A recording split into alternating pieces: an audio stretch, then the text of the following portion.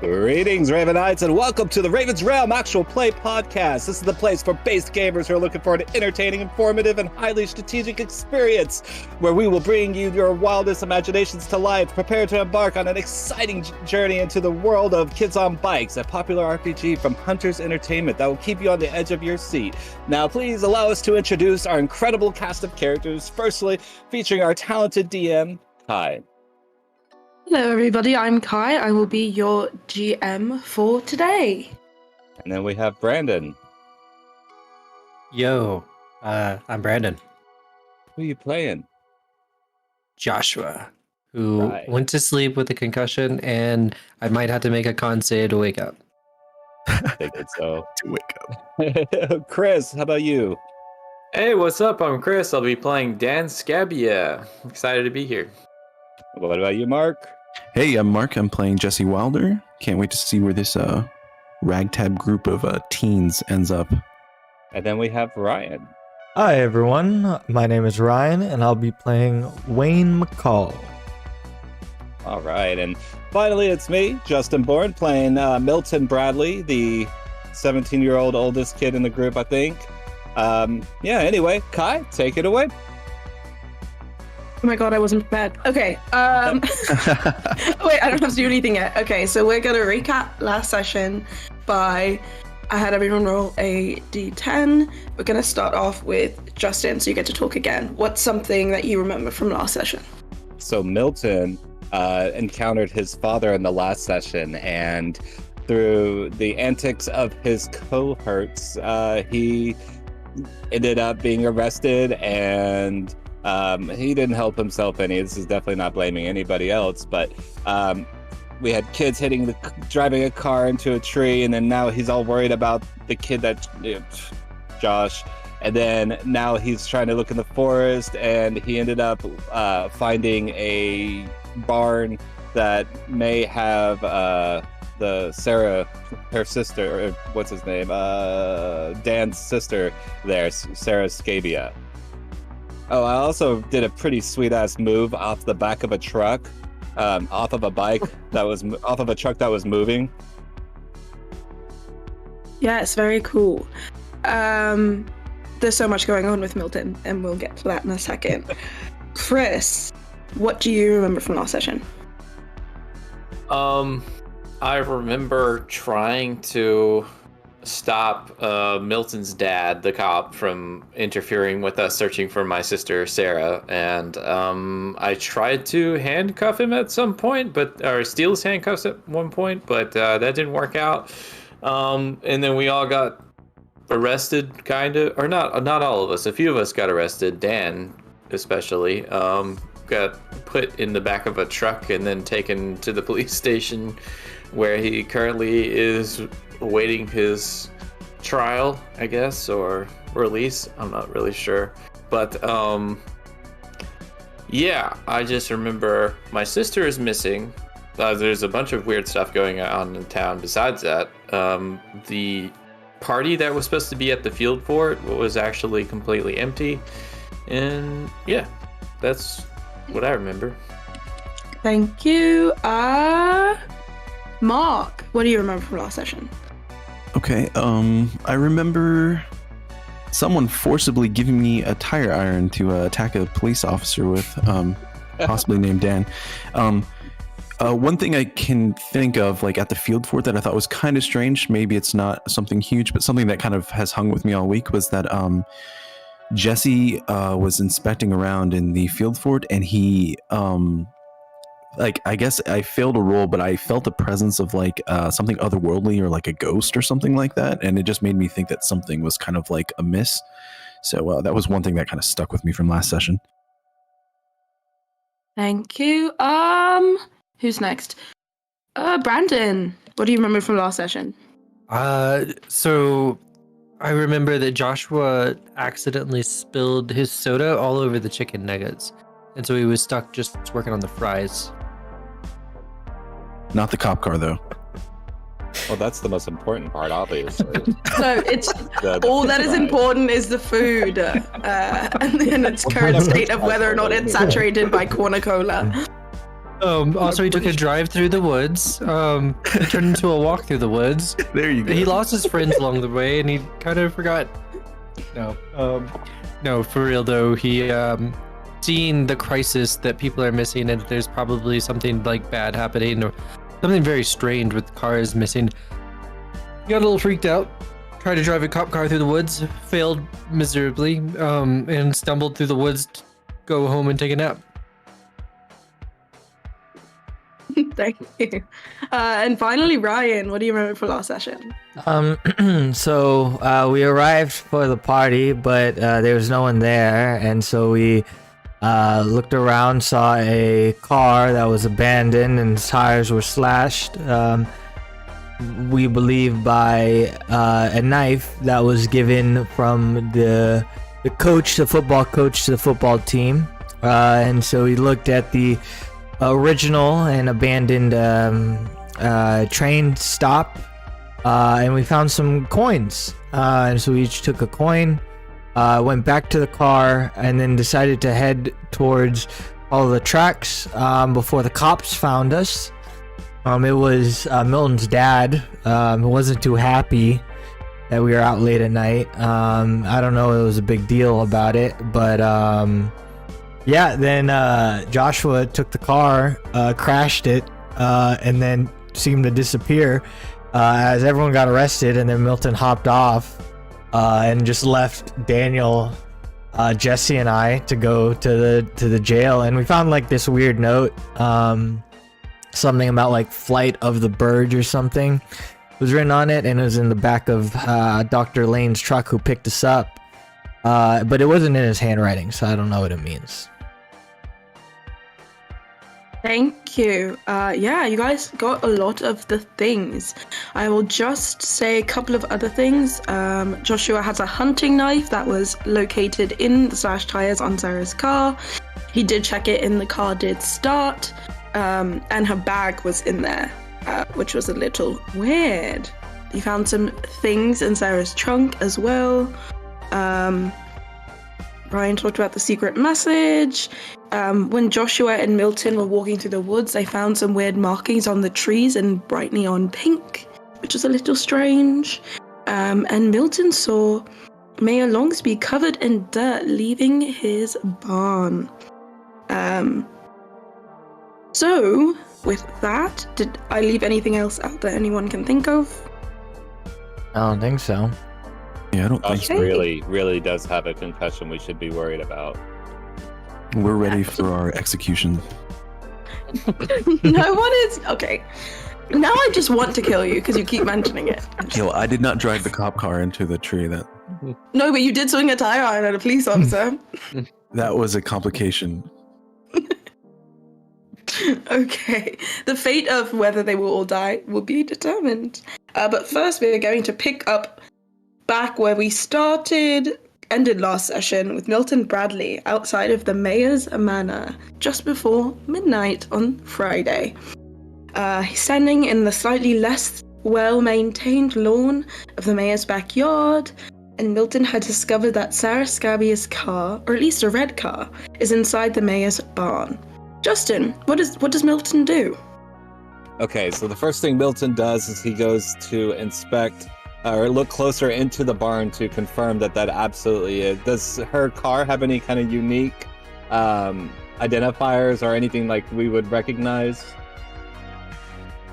You just looked at the car an hour ago. Give me a brains roll DC 5.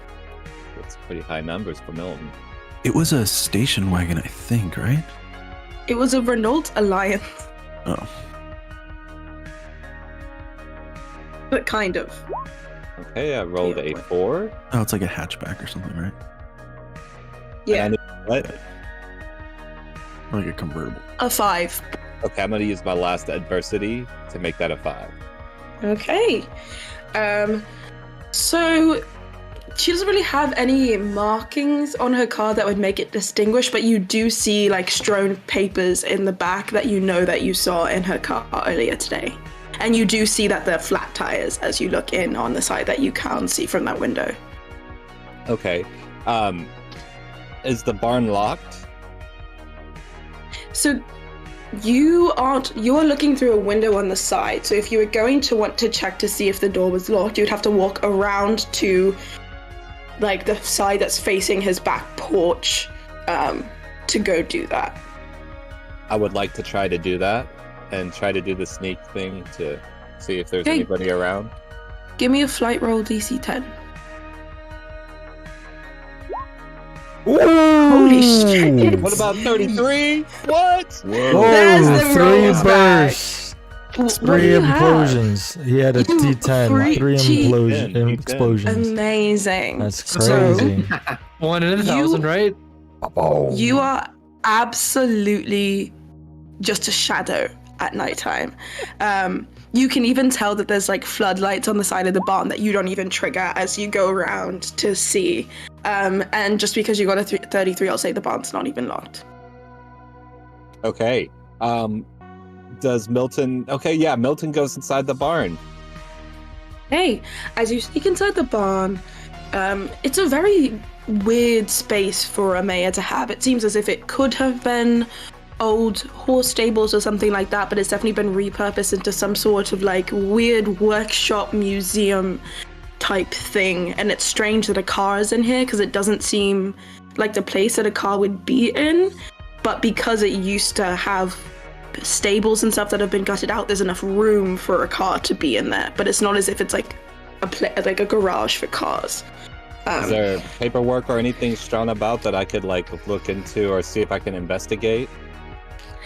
There's no paperwork in here. I think you could generally assume that he would have that type of things in his office, but there are some like pieces of plywood around, there are some 2x4 pieces of wood, and there is that area that kind of looks like it's a couple of shelves, but it does look like a museum type thing of artifacts that you do notice is strange that it's not in his home but is in the barn.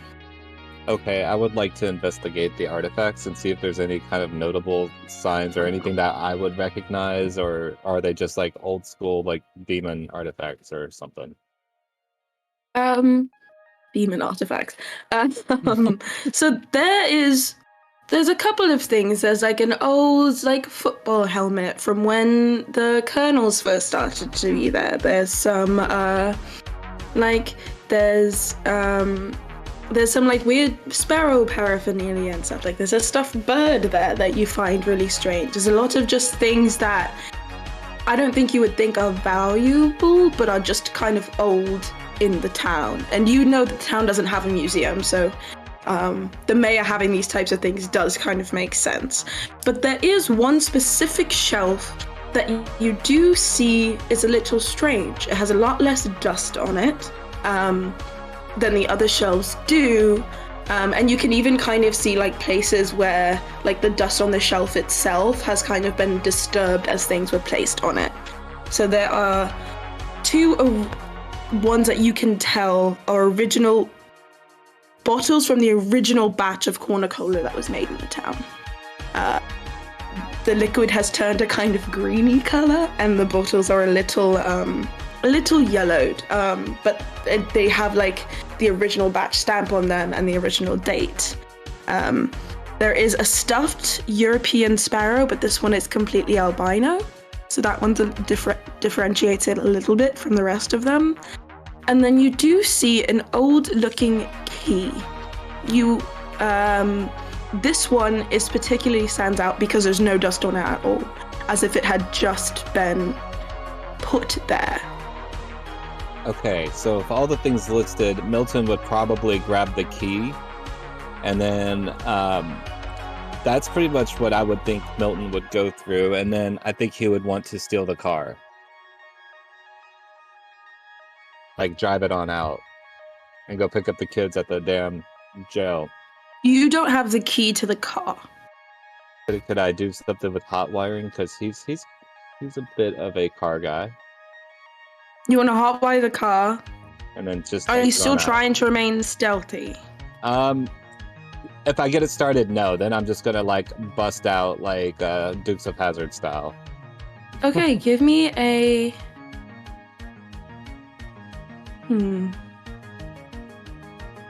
Right? That's what I was thinking at. You are trying to hotwire a car. This is not going to be easy because you didn't bring anything with you that would help you do this. But your dad's a police officer. You're kind of rebellious. I'm going to say DC 16 grit roll. Okay. Yes, I know there's just one higher than it was for Joshua to drive the car, but You got a crit 5 out of 16. 5. So 11 adversity token. Or you so mark down an adversity token. You failed. But you will also. So you open the side door of the car to get in, and you start fiddling with things, but you kind of find it. You find the wires. You don't really know what to do with them. You make a little spark, but it doesn't do anything. Give me another flight roll. DC 12. can I get a +2 on flight? As you are opening this car and trying to hotwire it, you start making noise, and the floodlights go on outside as 3 people walk outside of the mayor's manor. And the light murmuring of voices that you heard from outside go completely silent as this happens. What do you do? Hop back the dash to make it look like nothing happened. Okay. And then kind of hop into the back seat and hide at the floorboard. Just because I don't think I have a lot of time. Unless I have Okay, time. so you're gonna try and hide in the car. Yeah. Okay. I'm gonna stick with your flight roll, so I'm not gonna make you roll that again. But you do have physical things to hide you. As you hop into the back of the car just in time, you hear the thudding of 3 footprints and 3 guys talking to each other. Someone flashes a flashlight that's kind of held on top of a hunting rifle, and they say, "Who's out there? Who's in the barn?" As they start looking around the place. Give me a brains roll, DC 3. Poor Milton. Oh, You notice you know who 2 of the 3 people are that are there. These ones are very easy to figure out. There's Thad Johnson, who's walking in with a hunting knife, with a knife very similar to the one that was taken earlier. And you see Mayor Longsby, who's the one holding the rifle and a gun. There's also another man in there that you don't really recognize who has a shotgun. And is looking around, and they go immediately to the artifact area on the other side of the barn and say, "Someone took the key. Someone took the key. We need that, goddammit."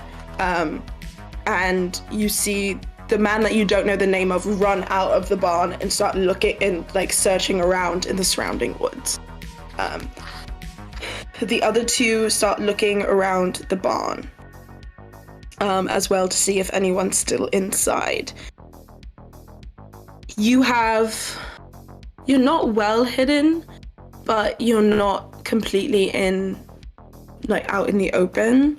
I'm gonna give you one last opportunity to do something. Okay, so we're down to 2 people inside of the place, and it's just the Yes. mayor and Thad. Correct. And the mayor doesn't have a weapon, nor does Thad, only the guy that's running into the forest. No, Thad has a knife, and the mayor has a hunting rifle. Do it, Milton. Okay. Do it. Right, 2v1. I've handled this. I've already beat up Thad once. I Yeah. have my own knife with me, so I could do something. It's a cold steel Tanto knife. So I guess he brings out his knife in preparation in case someone tries to start anything, but he's still gonna hide out and see if he can wait out for one more person to leave, and then he'll 1v1 or something, or just depending on what the situation plays out. I don't see it working out with 2v1 with Milton. Okay. I will say, as you're in the back seat of the car, you are right next to the window that you were looking into before you entered the barn. If you wanted to sneak out. Is the window Or just make a openable, run or for it. Does the window open? Yeah, It's like a sliding window. Okay, he's going to slide out the window of the car, I guess. And then So you're gonna try and slide out the window of the car that's not on. yes, And- because it's the 80s, so it's the manual thing. So Okay, we'll hope yeah. that it's not squeaky. So you're on gonna the- try and slide out the window of the car. Okay, I will let you decide if you want to give me a flight or a brawn roll to do this. Let's go with. Are you gonna flight. brute force it, or are you gonna go quick? I'm gonna go flight. Okay, give me a flight roll. DC 8. And I need to do the 2 modifier on that. You have a 2.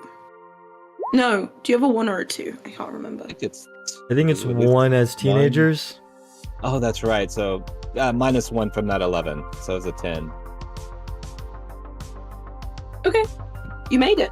It was only DC 8. So, as truly as the mayor is panning his flashlight over to you, you quickly slide out the window and right out into the darkness and sprint out of the way.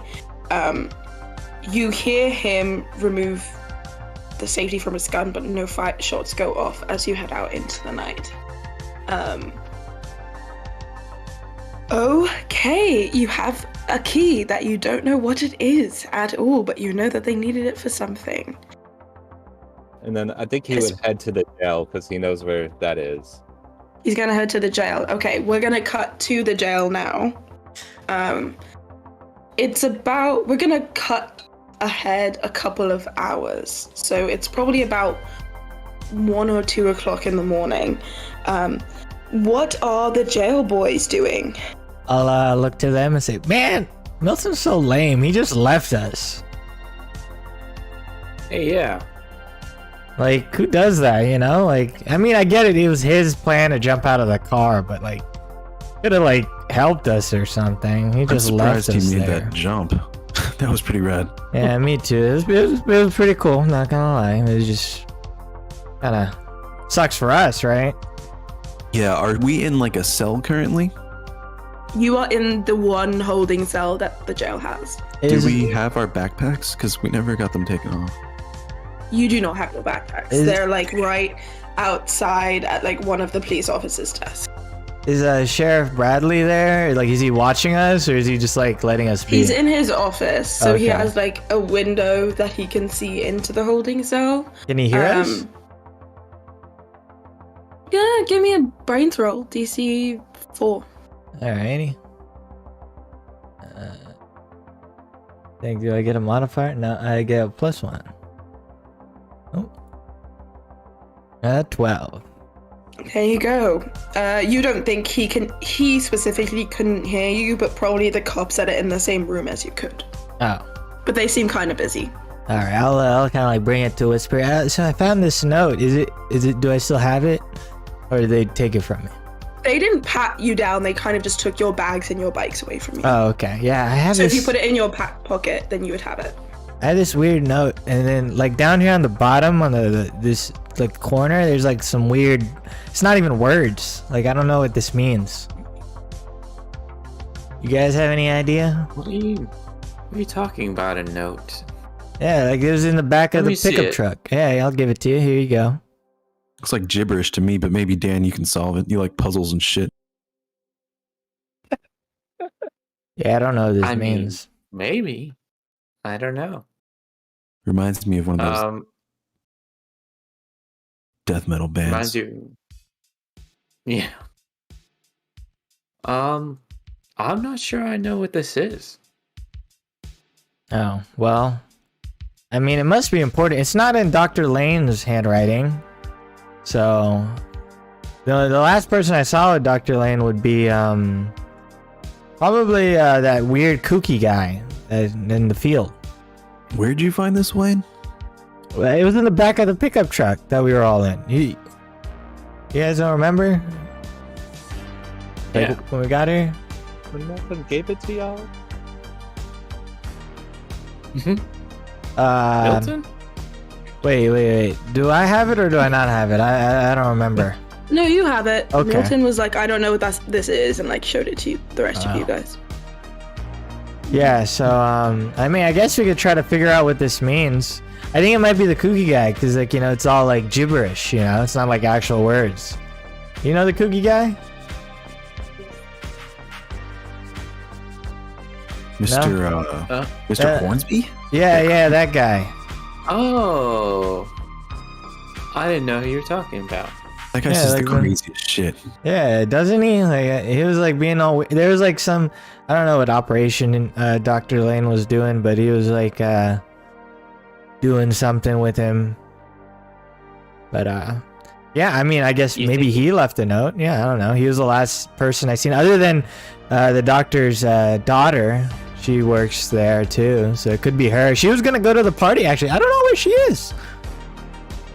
She was gonna be there at the party. Could be her. But I feel like the kooky guy makes more sense, right? He's like kind of crazy. He's like weird and stuff. Yeah, so what makes you think it actually matters? Maybe it's just gibberish. Well, it could be something important. We just got to figure out what it is. Man, this is bullshit. We should get like a call or something. We have rights. My dad's a lawyer. Oh, yeah? Should we tell one of these guys? These like random police officers we don't know the names of? Or should we wait for the sheriff? I don't trust any of the adults to handle this. Remember how they didn't see us, or they didn't see the car, even though we all saw it? Yeah, it's so weird. I mean, something's going on with like that. Disappeared and stuff. Out of frustration, Jesse will like grab bars and pretend like he's gonna like rip them open. So are you like shaking them? Yeah. One of the cops will just like shout from over his shoulder, "Hey, cut it out!" But won't even like turn around. We have rights. Yeah, we Your have parents rights, let us keep you. That doesn't sound right. Where are our rights?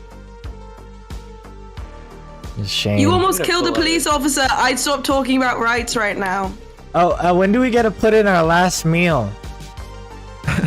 I heard that's like a thing you get in jail. The cop like just gives a big sigh, gets up from his desk. It's just like this, I don't know, like 35-year-old guy who like clearly does not want to be there, but is there anyways. And he says, "Look, kids, we notified your parents that we have you in custody.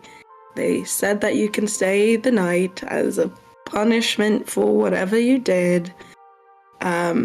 You're not gonna die, and you're not being charged with anything. So just sit in your cell, and in a couple of hours, we'll let you go." So you don't get food? It's midnight. Do you need food? Well, I'm a little hungry. Are you guys a little hungry? We're gonna go to a party, you know? Yeah. Yeah, we're all a little hungry. Are you guys drunk? No?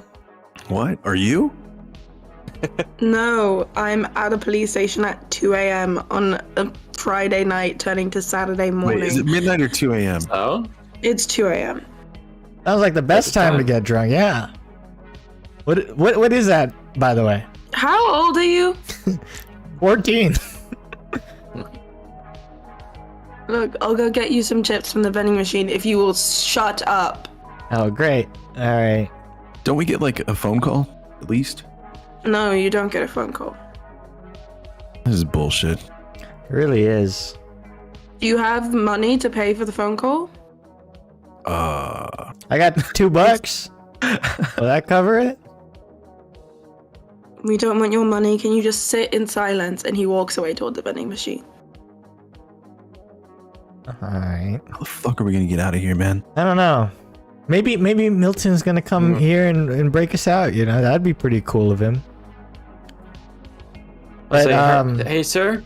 Start calling him back. What? Sir? He comes back and he has like 3 bags of chips in his hand. Oh, thanks. They're like My really uncle- dry, probably stale corn chips, and he just like tosses them through the bars. Corn chips, he said. My uncle is an executive at the Coca-Cola company, and he could give you a pretty hefty tip if you let us out. What am I going to use money on? I live in this town. I just want to fill out this paperwork, put it in order for a new car, because one of you guys crashed it into a tree, and then I want to go to bed. You could use the money to get out of this town. No amount of money could get me out of this town. These chips are a little stale. It's depressing. I paid for them, so eat them or don't. I don't care. Do you have any more questions? That's it, I guess. Great. Jeez. And he slogs off to his desk. Wow, what a loser. I know, right? Gosh, are all adults losers? Imagine being a grown-up. Yeah. I know. I'm gonna try to You figure hear the out. cop just shout, imagine being in a jail cell. Yeah, I got chipped. It's pretty cool. I'm gonna try to figure this whatever thing out. Okay. There's gonna be a couple of different levels to this. So it's gonna be a brains roll. All of you guys can do it. It will be a DC 10 to figure out what the cipher is. It'll be a DC 15 to figure out what the letters are. And it will be a DC 20 for me to tell you what it could mean. All of you guys can roll brains roll. It's difficult. Get some explosions going, I'm lads. scared. Hey, I got the 10 taken care of. It's getting kind of late. Man, I'm sleepy. I'm just gonna fall asleep. Okay. Yeah. Dan, from some weird art exhibit thing that you found, and one of the other artsy kids told you about this thing called a reverse substitution cipher. They gave you an example before where A is switched with Z, B is switched with Y, something like that, and you think that that could be what's going on with this cipher. Okay. I basically relay all that to the others. Well, what does it mean? Do we have to do that for every Is that letter? like algebra or some shit, Dan? Yeah, Dan, can you just do it? I It don't seems know. like you know the most I'm out not of. good at. Oh, but I'm not good at this kind of stuff. Well, you're the one that knows I mean- the most out of all of us. Why don't you just give it a try? Okay. I'll try. I'll work on it. Yeah, me and Jesse are just gonna nap over here. Let us know when you're done. Yeah, Yeah, these thanks chips for your taste like help. shit. I'm going to sleep. I mean, we could all work on it together. Are you gonna tell us how it's done?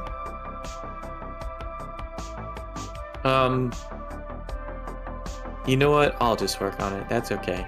All right.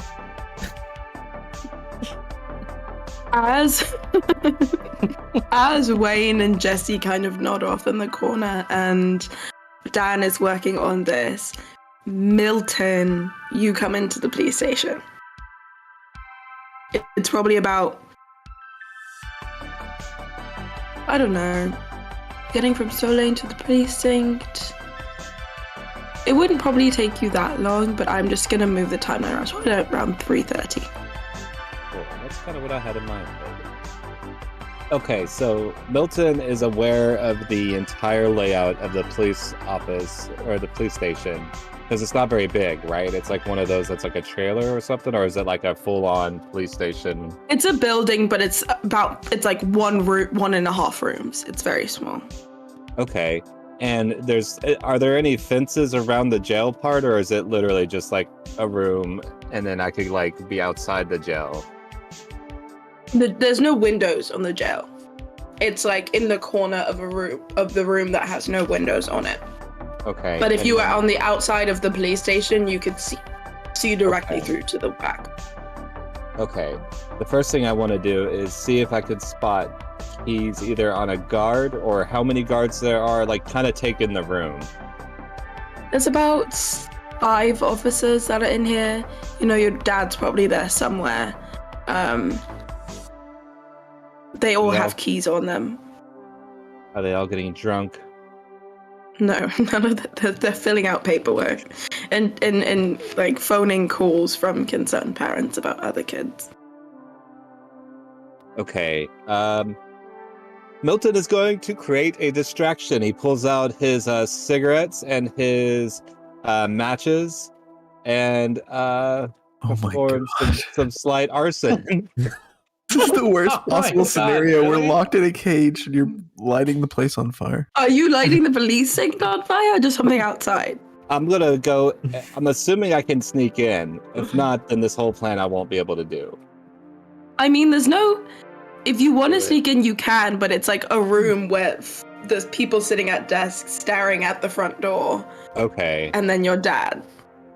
Then I set up the matches and cigarettes next to the nearest car to the station to draw everyone out, and that way their lives won't be in danger. Okay, the nearest car is probably a police car. Excellent. So he puts it underneath the engine of one, or underneath the hood of one, I guess, like on the ground. And he sets up the Okay. cigarettes and matches to kind of catch the car on fire. Maybe he does it by the gas tank. Yeah. The gas tank of this car. Give me a grit roll. Okay. DC 3 to actually light it on fire. DC 10 to make something actually happen to where someone's gonna come outside. Okay. It's not a campaign unless there's an explosion. Got a hard one on that. Oh, I thought you were gonna explode those dice, dude. So you light the match, and you try to like put it up to something of the car. These cars don't get used very frequently. There's no like gas in the air, and it kind of like you put it to the metal, and it kind of just fizzles itself out. Okay. Get your token. Oh yeah, take your adversity token. Thank you. I was like, I don't think one will help to add to that roll of one. No, you meant add it. Add it. Okay. So then he's going to try to think of a different plan, and then he just gets a rock and starts smashing out the windows to the cop car to kind of draw a distraction. Okay, I'm gonna make a roll here to see if any of the police members show up. I'm just gonna roll a d20, and if it's an 11 or higher, someone's gonna come outside. Okay? It's like a mini heist, you know?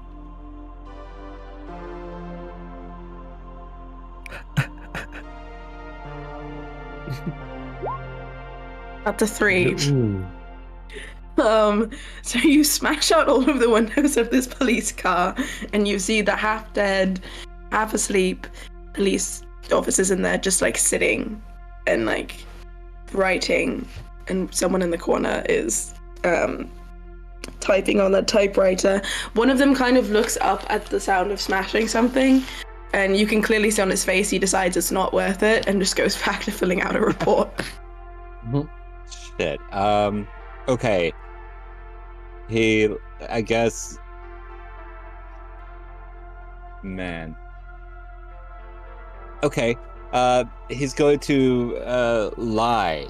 Yeah, he's going to try lying and walking into the police station and saying there's an emergency and it needs all but one officer. Or everyone to go check out whatever event. I gotta think of an event. Hold up. So you just walk into the police station and say that there's an emergency. Yeah, I'll say someone got hurt. There's an emergency. It's over at the mayor's house, inside the barn. As soon as you walk into the police station, one of the police yells, "Kevin, your kid's here!" And your dad just walks out of his office and says, "Milton, I do not have time for this." There's Something's a bigger going on at the emergency mayor's going on, bigger than you and I and our issues and everything that's happened tonight. There's something going on inside the barn at the mayor's house, and it's really not good. We've got to go help the people that are stuck there, or something really, really dire for all of them. Milton, give me a charm roll. Oh, God. DC 12. Oh, I have a D4, so I don't know how far I'm gonna get with that. It's only 3 explosions, bro. You've got this. You've done Come it on. before. I rolled another one. Oh, You man. got the curse, dude. Your dad kind of just Damn. looks at you, sighs, and says, "It is 4 o'clock in the morning. just gonna let your friends out in an hour, but just fine. Take them. You and your friends go home. I am absolutely done with all of this. He walks over to the jail cell. He takes his keys. He unlocks it. And he looks at you guys and says, stay out of the woods. And definitely stay away from the abandoned station. We've had so many reports over the past couple of weeks of things happening there. We're gonna have to burn it down if kids keep doing stupid stuff over there. Okay, that's great. Yeah, sure, Dad. Sure, Pops. He grabs your shoulder and says, hey, one last thing. If any of you guys see Joshua or Thomas, tell him that the Spencers are me and the Spencers are even, and I don't owe them shit anymore. Okay? Now get out of my police department. Yeah. Hey, guys, come on, let's go. Pony up, let's go. Smell you later. Yeah. We can get the fuck out of there. Grab my bag and my bike. Okay, and then I immediately, with all urgency, talk to them about what I just saw and what I just experienced at the mayor's office. And I'm like, we got to go get Josh, and then we got to go figure out what's going on there. There's something really bad, because I know where your sister's car is, Dan. You found her car? Yeah, it's inside the barn over at the mayor's house. We got to go get it. We got to go figure it out. I was inside of it. There's nothing different, but it was there. It's crazy. Yeah, the mayor's fucking house. And does your sister even know the mayor? No, of course we don't know the mayor. And then even Thad was there. Fucking loser ass Thad was there. Thad? Johnson? Why is he there so late? Man, he was holding up a knife, and then there was this guy I don't know had a shotgun, and then the mayor even had a knife. I was ready to fight them. I was ready. I had my Tanto knife ready and everything, but I ended up escaping through the windows once I almost got caught. Do we need like weapons or something? Yeah, and I think we need to get caught, and then we get weapons, and then we go and figure out where is your sister and why is her car being taken there, and why is this whole damn city acting batty. I've got a baseball bat at my house. I'm gonna need all of the people that are awake right now to give me a grit roll DC 15. 15 grit. 4, 2. How's the 2 look? 9. Oh, 9 do. Can we use a 9? Wait, is 15? If you add those together, you get a little over 15. You are all, especially Dan and Jesse, you guys are absolutely exhausted and about to pass out. I think we should probably just go to bed, if I'm being honest. Were you able to translate that thing, Dan? Was I ever able to get it? Give me a brains roll. Okay. DC, get another brains roll. You've spent a lot of time on it at this point. DC 10. Oh, yeah. 19. 19. Yeah. Whoa. You Got an do. explosion. You figure out what it says. I will put it in the chat now.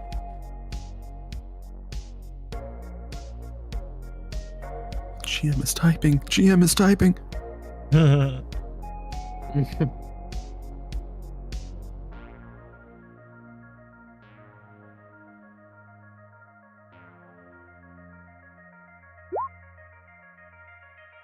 It says SS entrance 9 p.m. Make sure Sarah is there. Oh, wait. Isn't Sarah your sister? Yeah. I thought she spelled That's it what- with no H. I must have been wrong all these years. Maybe That's, that's why she doesn't that's- like you. Maybe. I wasn't close. I just knew who she was, and she was in a few of my classes. What's SS? I don't know. Yeah. There's only that's what I like was on there. only one place that I think of with SS. Social services? No, that like one. There's like this. Sparrow um, song. Yeah, Sparrow song. It's like a gated community. Maybe we could check that out tomorrow. Pretty tired. That's our neighborhood, isn't it? Don't we live in Sparrow song, Chris? Or Dan? Oh, I thought we lived in Snow Lane. You live in you're Snow Lane. Oh, you're right. Sorry. No, wait, I live in Snow Lane. Don't y'all live in Hilltop Sorry, no. Views? You live in Snow Lane. Thank you. Oh. Sparrow's song, just so you Sparrow's guys song, know, because yeah. you would know this. Sparrow's song is in above the Longcliff neighborhood, in between the North Quarter and Longcliff. Yeah, I think It's kind of a neighborhood on the way out of Sparrow's view. Principal Kim lives there, in that area.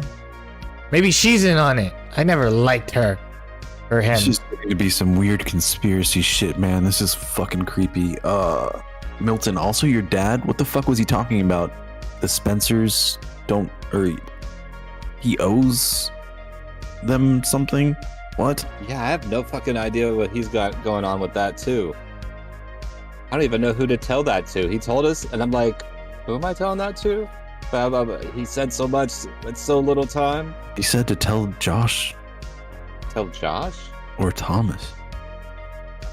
Thomas. Well, anyways, this has been great and all, but I am very tired and I feel like I'm about to pass out, which is, because I haven't drinking a lot of water. Last time I ate was like hours ago, so I gotta head home. Should we meet like at Business Lot 10 tomorrow or something, and someone can try to find Joshua? Does anyone know where Joshua lives? I would imagine Dan does. Yeah. Oh, He nice. lives. well, you go get him, and then in the morning, and then I assume he's home, right? Like, or he's probably maybe still in the forest. I don't know. Yeah, I need to crash too. I guess if we're gonna meet up, make sure you guys bring some kind of like weapon or supplies or something if we're actually gonna go through with this. I feel like I'm passing out. I'm bringing out some M80s, but I'll meet y'all there. Yeah, just make sure to Lot drink. 10? Yeah, Business Lot 10. Dan, just come over to my house and then we'll go. Okay. Yeah, be sure to drink a lot of water. Eat a good breakfast, because it feels like we don't get a lot of chances to eat while we do this whole like researching and stuff. Be sure to bring some sunscreen. I'll pack some, but just in case I don't pack enough. But yeah, I'll bring some, like, in case, like, bandages and stuff. Okay. Sounds good, Iceman. All right, I'm gonna catch y'all later. I'm gonna head out now. It's too late, and I'm just gonna go. Hey, you all go to sleep. I think now is a good time. I know Brandon hasn't talked at all, but we will go right to Brandon after this, but I need to take a bio break. So can we take 5? Sure. All right, Okay. we'll be right in back, 5. stream.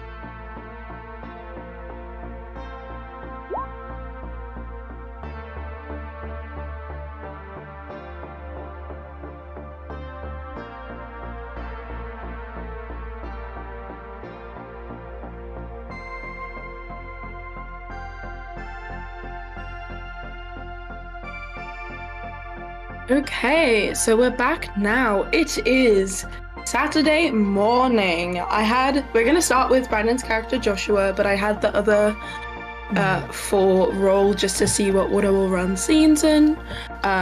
So those will come up as they do. But right now we're gonna head to the Spencer home.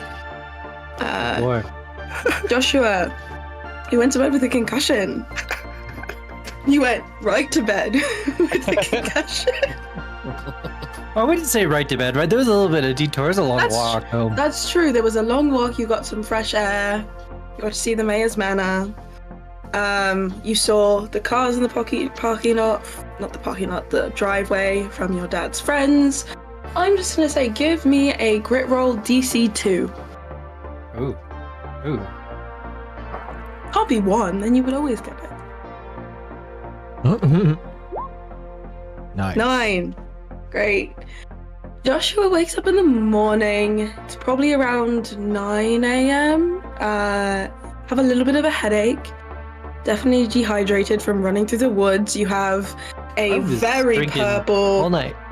There's a very purple bruise around one of your eyes. You have a crusted over, cut on your hand from touching the glass, as well as your forehead from the steering wheel. And you have some scratches around your body just from walking through the woods. But you're relatively unscathed for what happened to you last night. As you get out of bed, you see that from your window that most of the vehicles are gone from the driveway, but your dad's motorcycle is still parked outside. You also notice that your bike has been dropped off in the driveway. What does Joshua do in the morning? I mean, at this point, he's waking up, kind of reflecting of oh man, that was some shit. Did my friends all get arrested? Walk it off. And he's gonna walk downstairs and just start taking random supplies and putting them in his backpack. Really meta, feeding his prepared trait. I don't know, he's just grabbing that lighter fluid, who knows, string, yes. And then just ready, and then how did my bike get here? Okay. As you start grabbing things downstairs, you kind of are in this frenzy of grabbing things, and you sniff the air and you smell eggs and oil. And you turn around and you see your dad is actually cooking in the kitchen. Definitely just gonna walk in and not say anything and just kind of observe. Yeah, he's scrambling some eggs, there's some bacon cooking, he has a glass of orange juice on the counter for you and some toast in the toaster. He turns around, he says, "Hey kid, making some eggs, do you want any?" No thanks, I hate eggs, but I'll take the orange juice. Okay, do you want bacon or toast or anything? Toast. Okay. He'll take the toast that's from the toaster, put it on a plate, give it to you, and then the glass of orange juice. When he turns around to give these things to you, because he's kind of talking over his shoulder, he looks around, he says, "Whoa, where'd you get that shiner from, kid? Finally get some living in ya?" Yes. How did the meeting go last night? Oh, meeting was fine. Usual business. But I do need to ask a favor of you. Do you have any plans for the day? They're rapidly developing. What do you want? It won't take more than an hour. I just need you to scout out the O'Keefe apartment for me. I can't be around there, so I need you to do this.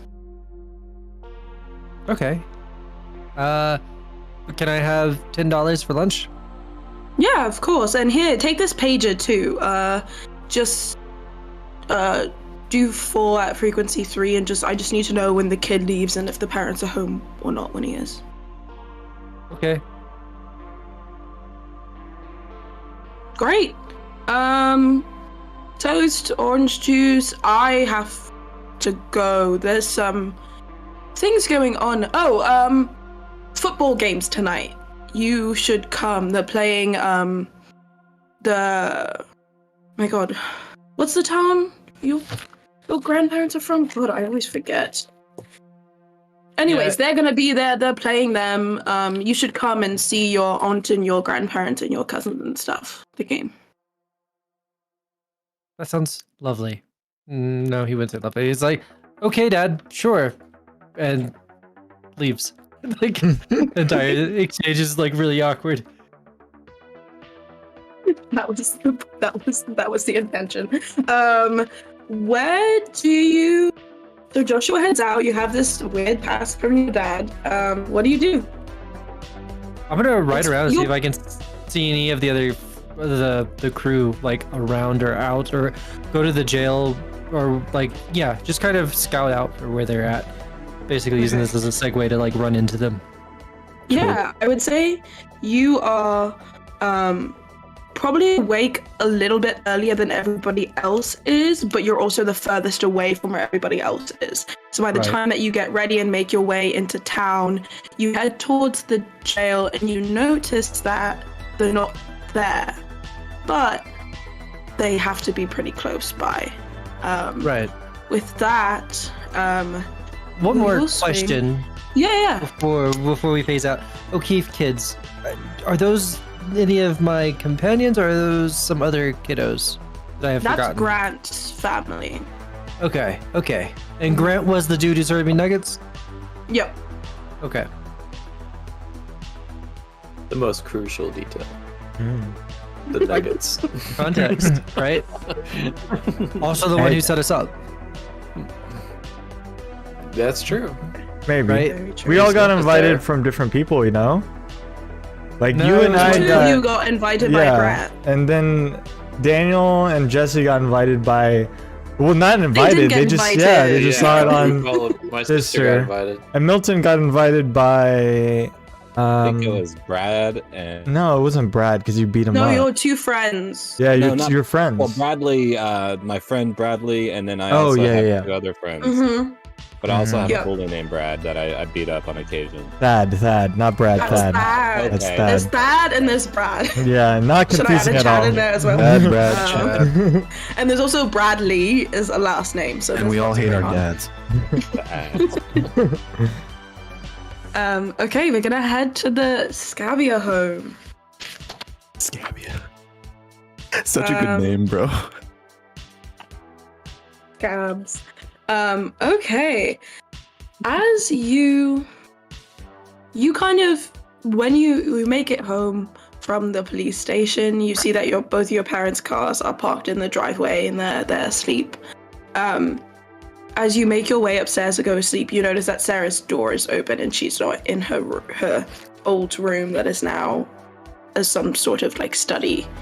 As you head home, I just wanted to give you that information.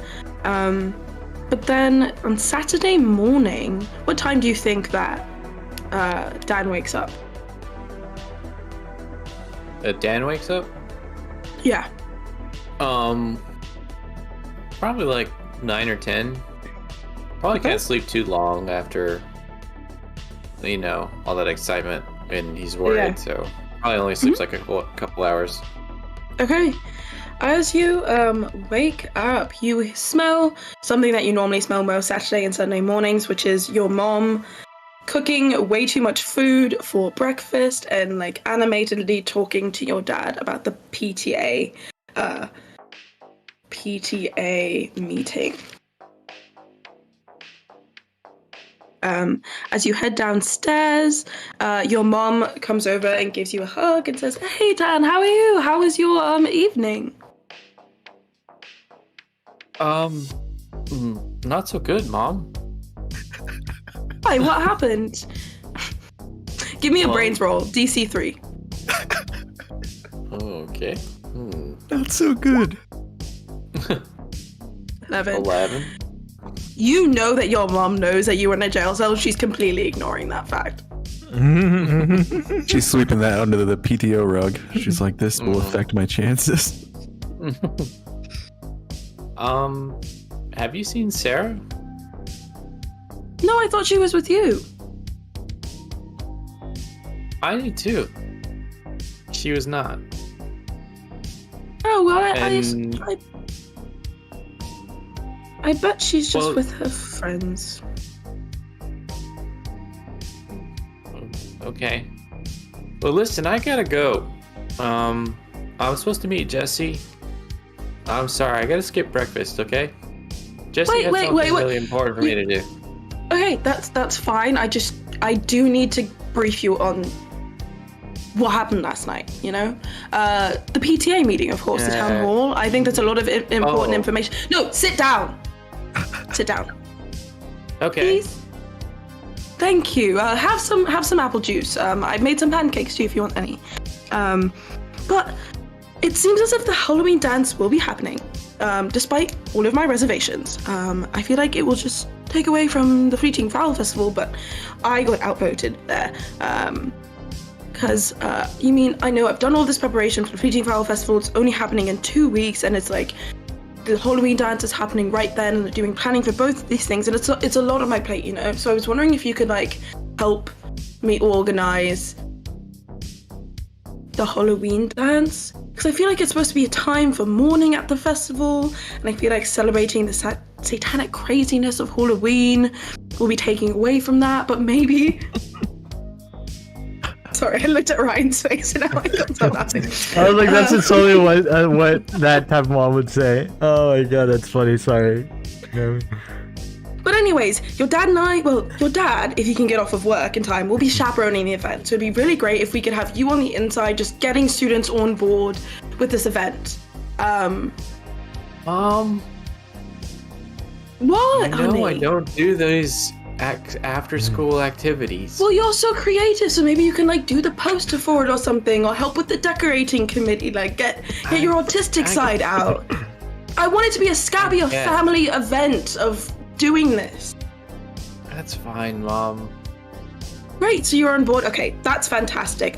I also have to head out anyways, but I do think you need to talk to your dad because you weren't home till really late this morning, and I got a little concerned, so I think you should talk to your dad. Your dad is just like standing in the corner watching and has not said a single word this entire time. How does he look? Does he look angry? He doesn't look angry, he looks a little concerned and just like very frightened of your mother's manic behavior. But he is just like standing in the corner with his arms crossed. I do not make eye contact with him. She says, okay, sweetie, like, talk to your dad. I will be spending most of the day volunteering at the Semis Academic Decathlon. So you talk to your dad and then you have fun. If you need me, I will be at Haddlesfield, all of that stuff. And then your mom kind of like pats you on the shoulder, like puts another pancake on your plate and walks out the door. Hey, thanks. Your dad kind of like does a very nerdy dad thing and like sits on the other side of the table and like turns his chair around and sits on it backwards. And he says, hey bud, what happened last night? Your mom made a lot of calls to the police station. Didn't see you come home. I don't know where your sister is. Where's Sarah? Where are you? Where were you? Why were you in a jail cell? First of all, how do you know I was in a jail cell? Because I was not. That wasn't me. That was somebody else. I talked to the police chief. I know it was you. You know, every time I walk around town, that police chief, or ride my bike around town, that police chief gets on my case and he wants to get me in trouble. He's literally lying. Well, but are you giving the police chief a reason to be on your case? Because that's what I'm concerned. Why? Because I look like this? Because I dress like this? No! Is that what you're because saying, you've been Dad? very moody recently. You don't leave your room. You play music very loud. You haven't been having family breakfast with us as much anymore. You just like go off to school and then you stay out and then we're asleep. Well, Dad, I'm bored. This is suburbia. What else am I supposed to do? Just because you're in suburbia doesn't mean you can't love your parents. Who said I don't love you guys? Well, you never That's not say it fair. anymore. Your mom gets very hurt when you don't say it back. Listen, I gotta go because I'm worried about Sarah, so obviously she didn't She's the one that you should worry about. She's Well, the one who why didn't should I come be home last worried? night. I did. Because I couldn't. Me and Jesse and some of my other friends went to go find her, and we couldn't. And then we also got this strange message that said something about. It was like the Zodiac killer. Zodiac It was like killer? it was like Well, a weird thank goodness we're clue. on the other side of the US from that man. But if you're worried about your sister, let's give it a couple of hours. If she doesn't come home by noon, I will go down to the police station myself and talk to the police captain. Okay, well, you do that. I'm gonna go hang out with Jesse, okay? Okay, just Just think about what I off my said. back. No, get off my back. Get off your back. I made your back. I'm out of here. Have a good. You Please stay stand up, safe. Please stay safe. I will. Don't worry. Um, after that lovely scene at the Scabby household, we will head over to the Wilder home right next door. Yes. By the time that you came back in the morning, even though it was like 4, 5 a.m., your dad was already gone. His car was out of the driveway. You never saw him come home last night. You never saw him leave this morning. What time do you think Jesse would wake up? I think he would come to a little bit earlier just because he was actually worried about Sarah and just everything that happened and knows they're supposed to meet up. So he'd probably wake up a bit earlier. I don't know, Dan, what time were you saying you were waking up? Like 9? Like 9. Yeah. I would say probably like 9:30 or something. Definitely would wake up with some music still playing, probably some institutionalized by suicidal tendencies going on right now. And that's what will wake up like in kind of like a stupor, like kind of shocked and jump out of bed really quick and like rub his fingers really hard and like scratch his mohawk and like look around like, what the fuck? That was crazy as fuck, man.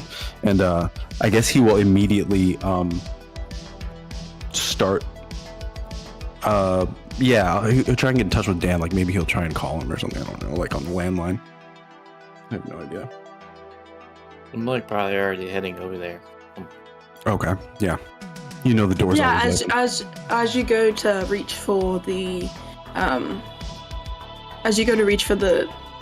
the phone on the wall, I don't know if there's a specific term for it. You hear the creaking of your screen door as Dan comes in. Dan, what the fuck, man? What took you so long? My dad and my mom, both mental. Come on, let's get going. Wait, first I want to show you something. Check this shit out. Can I take him to the garage real quick? Yeah, as you're on your way to the garage, you kind of pass the kitchen, which is connected to the mudroom that leads to the garage, and you see that your dad had left a note on the counter, and there's some Tupperware there, and it just says, "From Miss Kensington from across the street. I'll be back before the football game tonight." And there's also $15 put there. You also see that his briefcase is on the kitchen counter. Ooh. That's interesting. I'll definitely grab the $15. I will take the suitcase with me into the garage, and then the food, I'll just take a bite of it and throw it back on the counter and be like, "You're not hungry, are you?" And start heading to the garage. No. So check these out. What are you doing in the garage? The garage. The garage. So like I have some wooden bats that I got for like Christmas or something like that because my dad was trying to get me into sports, but I was just like, fuck that. And I've got some nails, and I'm gonna try and drive some nails into these 2 bats that I have. It's the one for me and one for Dan, and see if I can make like spiked clubs out of them. That's insane, but go for it. Give me a... You can choose grit or brawn. DC will be 12. Grit or brawn, let's see. What do I want? I will do grit. Okay. Oh my god, a 2? Jeez. Let me see. I failed like 3. Let me see how many adversities I've got. Probably not enough.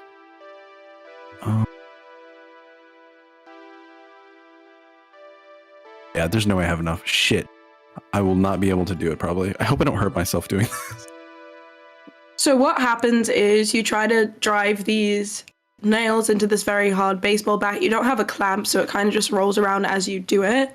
You don't break the baseball bat, but now you just have like a slightly dented with nail bits baseball bat that you could use if you wanted to. It's a baseball bat, but the nails don't really go through as it kind of slides as you try to hammer them in. Damn. I thought this was so much cooler in my head, Dan. Yeah. That's totally. One of the bats at him. Okay. Stop Wow, them. we're really doing this again, huh? Well, we got to find Sarah, right? I mean, you saw what I saw. She definitely wasn't there. Yeah. I agree. Something weird's going on, man. I don't know. I don't trust anyone in this town. Not that fucking cop, not the mayor, not anybody. And I haven't seen my dad in a while, but he's been saying that weird shit's been going on in the town. So I don't know. What's in his briefcase? Oh yeah. Can we try it? Would I know his password or like his? Because I'm assuming it's a combination lock. I don't know if I would know it or if I would try to like break it open. Because It is a combination lock. Normally your dad doesn't even bother locking it, but today it is. It's fully locked. Give me a brains roll, DC 9. If it's higher than a 2, I'm in trouble. Okay.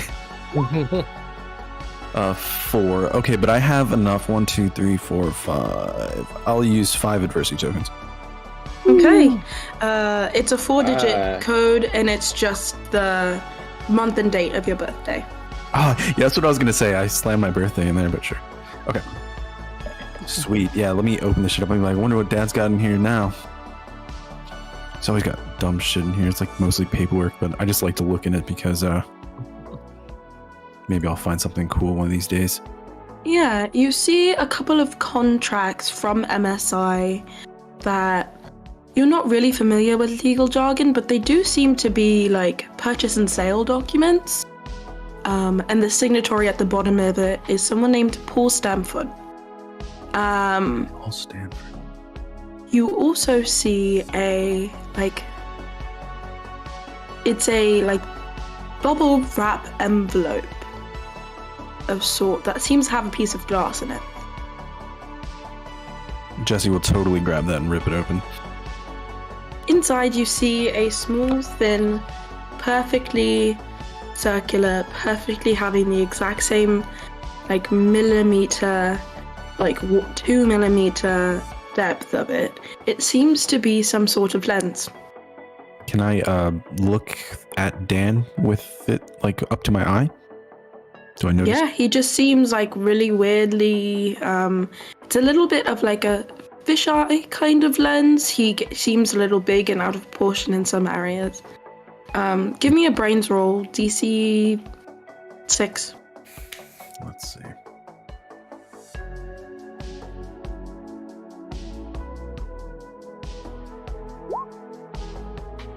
5. It's some sort of scientific lens. You don't know what it specifically would be for. Okay. I will, Weird. But mark down your adversity token. You only failed by 1, which is why I gave you some stuff, but you still failed by 1. Oh, yeah. Because I always forget. I will hand that to Dan and be like, I don't know what the fuck this is, but it looks like some kind of lens, I guess. Yeah. You got your backpack and your you're bike right. and stuff, man? Let's head towards lot 10 and just see if we can find something. I'm sure Wayne and Milton and do you think Josh survived last night? Well, that's the other thing I've been worried about. What happened to him? Yeah. Does he even know that we're going to business lot 10? I don't know. I'm We sure gotta if he's find okay, him. he'll be looking for us. I don't know. All right, well, let's get going. Okay, cool. I'll grab my backpack and stuff, and I guess I don't even worry about locking the door because it's the 80s. Okay. we will head over to Milton. Okay. When you get home, it's just dark. You know your dad's at the police station. He left you there when you guys headed out. It's just silent at home. There's a couple empty beer bottles where they were when you left earlier in the day. You head to sleep, and you wake up. What time do you think that Milton wakes up in the morning? So I've been doing some deep thinking about that. I think 11 a.m. is about the time he would wake up. Okay, a little later than everybody else. What do you do in the morning? So Milton right away turns on the radio. Probably playing is Breaking the Law by Judas Priest. And he starts doing his workout regimen to just kind of keep up in shape and everything for baseball and whatnot. It's important to him to be athletic. So he's smoking and like pumping like iron, like just hand bells or whatever. Perfect. Once there's a commercial break on the radio, you do hear this like short news announcement that says, it kind of like cuts in as if it was talking about something earlier. It says, speaking of Business Lot 10, a post on the bulletin board outside the mayor's office states that it has been sold, and we can expect a new roller skating rink to be built and installed there this coming spring. Demolition of the makeshift skate park will commence this Sunday afternoon. We will be right back to the music after some commercials. Who the hell rollerblades? This is kids on bikes. And then comes on Come On Feel the Noise by Quiet Riot. Come on, feel the noise. Building a soundtrack. And so it's a smoky room. It's him pumping weights. He just heard the message on the radio. He doesn't really take much to it, but it'll probably pop up later. But he'll take note of it. Like, huh. And then he lights up another cigarette, and I'd imagine his dad walks in or is already home. Probably by the time you wake up, your dad is home and is just like has gone upstairs to sleep. Okay. Well, Milton turns the radio on even louder to kind of wake him up, to be kind of an asshole. You just hear your dad yell, "Turn that down, I'm sleeping." Oh, I'm sorry. Am I inconveniencing you like you did me and my friends last night? You're always an inconvenience. Turn the radio down. You got it. He just leaves, gets his bicycle, and he leaves the house without turning it down. Okay. As you are leaving the house, you run into Joshua, who has just pulled up to the precinct and seen that you guys aren't there. But I run into him? You run into him, yeah. Like as you're leaving your house, he's in that area, and you spot him from down the road. Hey, bud. Hey, guy. How are you? How are you feeling? He's got like this big black eye on his like. The guys kind of got out this morning really, really early. I think we're heading out to Lot 10. You should probably join us. Oh, they just let you out? Yeah, just let us out. And then my father gave me some kind of cryptic message to say that his deed is done or something of some sort. Anyway, we're supposed to go to Lot 10 to meet up with Dan and Jesse and Wayne. My dad asked me to keep an eye on Grant, but I kind of want to just kick his ass if you're down for that. Oh, fuck yeah. You know I'm always down for a fight. Sweet. Let's go. Hell yeah. Okay, you guys head off to Business Lot 10. We will now go to the McCall home. When you get home the evening before, Wayne, you see your mom asleep in her chair with the early morning news from CCN, Chestnut Corn Network on. You'll see that your mom is kind of has a blanket over her with just like an open book kind of on her lap, and you see that like the dish of meds that you always leave out she has taken. She will need her morning ones whenever she wakes up. As you're heading up to bed, CCN, you hear this faintly in the background. It says, "Welcome back to CCN, the only news network that will keep you up to date with the happenings of Sparrow's View." I am Corny Chestnut, of course, the only remaining heir of the Chestnut dynasty, even though I didn't get my lovely great-great-great-great-great-grandfather's first name. But enough about me. We will resume our story tonight about Isaac Greenstein. This 5'2", 12-year-old pale-skinned blonde kid was last seen wearing a yellow Tears for Fears t-shirt, blue jeans with a bandage on his arm. He may be limping if seen, as it was reported he failed to hit a trick on the half-pipe down at Business Lot 10. His parents are looking for him after the house was found empty after the town hall meeting ended last night. The only signs were a gooey oil slick left on the driveway. If you have any clues, please report them to the police station. It'll quickly cut to a commercial. When I walk in after, I'm gonna turn it off so that way my mom can sleep peacefully. Yeah, I'll just like head up, go to bed. That night, yeah. Okay, what time do you think that Wayne wakes up? So Wayne likes to keep a good circadian rhythm since he learned about it from Dr. Lane. So even though he didn't sleep too much, he got some, little shut-eye at the jail. He's going to try to keep his consistent schedule of waking up at 8 a.m. Before his mom gets up to make breakfast for the both of them. But they don't have much, so he just kind of makes some scrambled eggs really quickly with the 4 eggs that are left in the fridge. And he'll replenish her medicine, get her a new glass of water. And then do I know what book she's reading? Can I kind of look at that? Just out of curiosity. Yeah. What book do you think that she's reading? I didn't make this up. She's probably reading maybe a knitting book. She's still into knitting and stuff from when she ran the store, so probably something like that. And I'll be like, oh, nice. She's gotten a couple pages in. She is reading at a slower pace than usual, but it is what it is. And yeah, once the breakfast is ready and the meds are all done, he'll turn on the radio to see if she wakes up.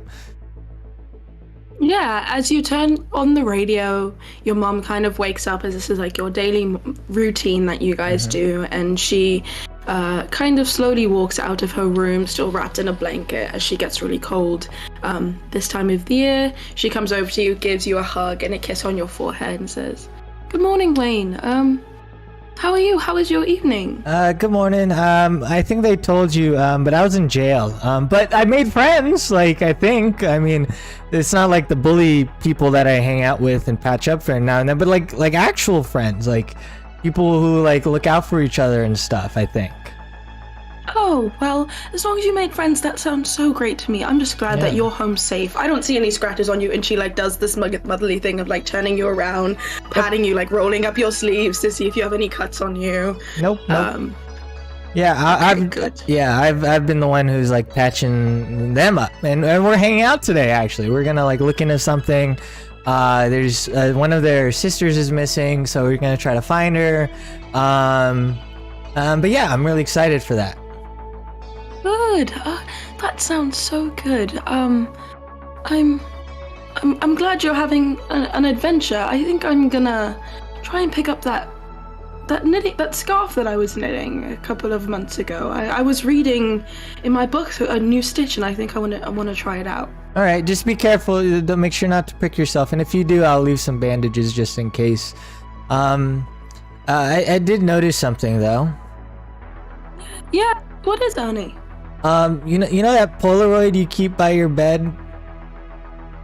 Yeah. Yeah. And it's it's you, I, and him. Yeah. Why do you still keep it around? Every time I put it face down, you just put it right back up. Because I loved your father. He was a great man. And even though he's not here anymore, he's out there somewhere, and maybe one day he'll come back, so gotta keep him in my memory. Everyone in town keeps saying that and whatnot, but I mean, if he left, it's been so long, why do you still keep photos of him?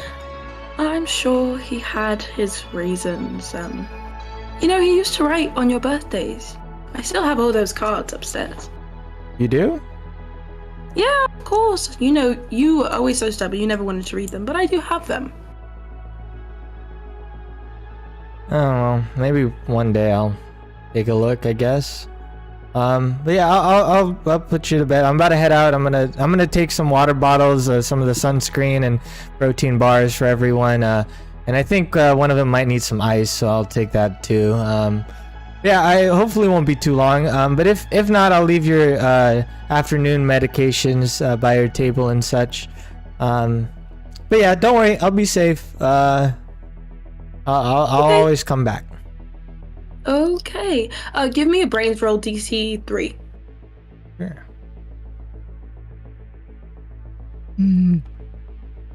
15. 15. Yeah. You remember that yesterday you picked up a letter from the post office that was Oh. for your mom. Yeah. Also, and I'll get in my back. There was this letter.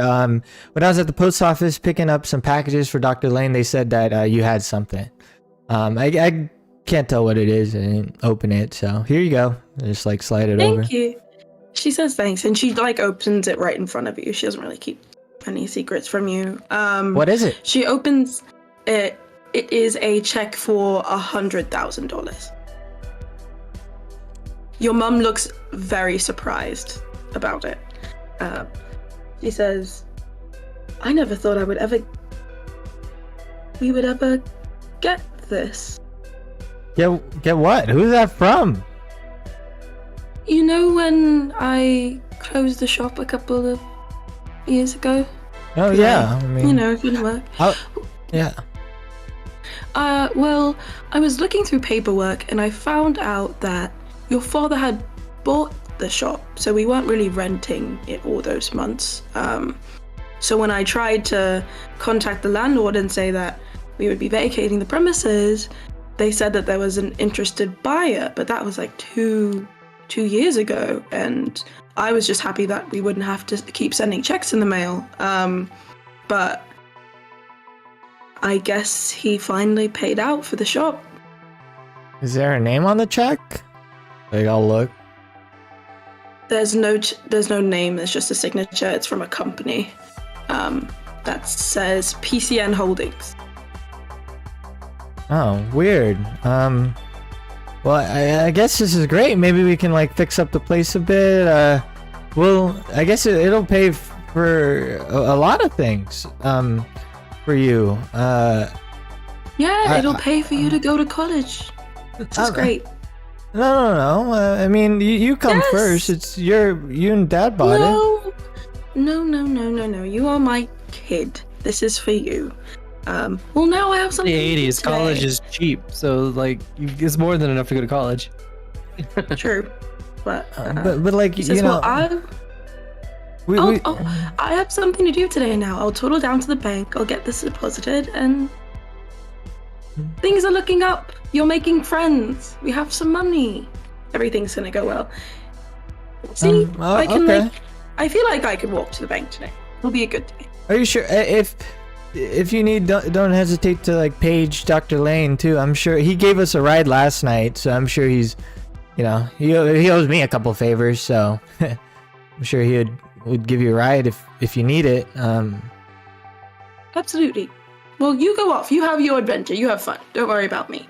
All right. Yeah, I'm just gonna go pack up the stuff I need and I'll head out.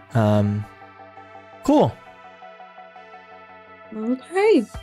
You pack up your stuff and you head to Business Lot 10. By around 11:30, you are all find yourselves at Business Lot 10. You see that the scene has definitely changed from yesterday. They haven't fully started taking things out yet, but there are orange cones everywhere. You see a couple of people that look like sight scouts writing things on notepads and kind of just dodging around the kids that are still skating at the park.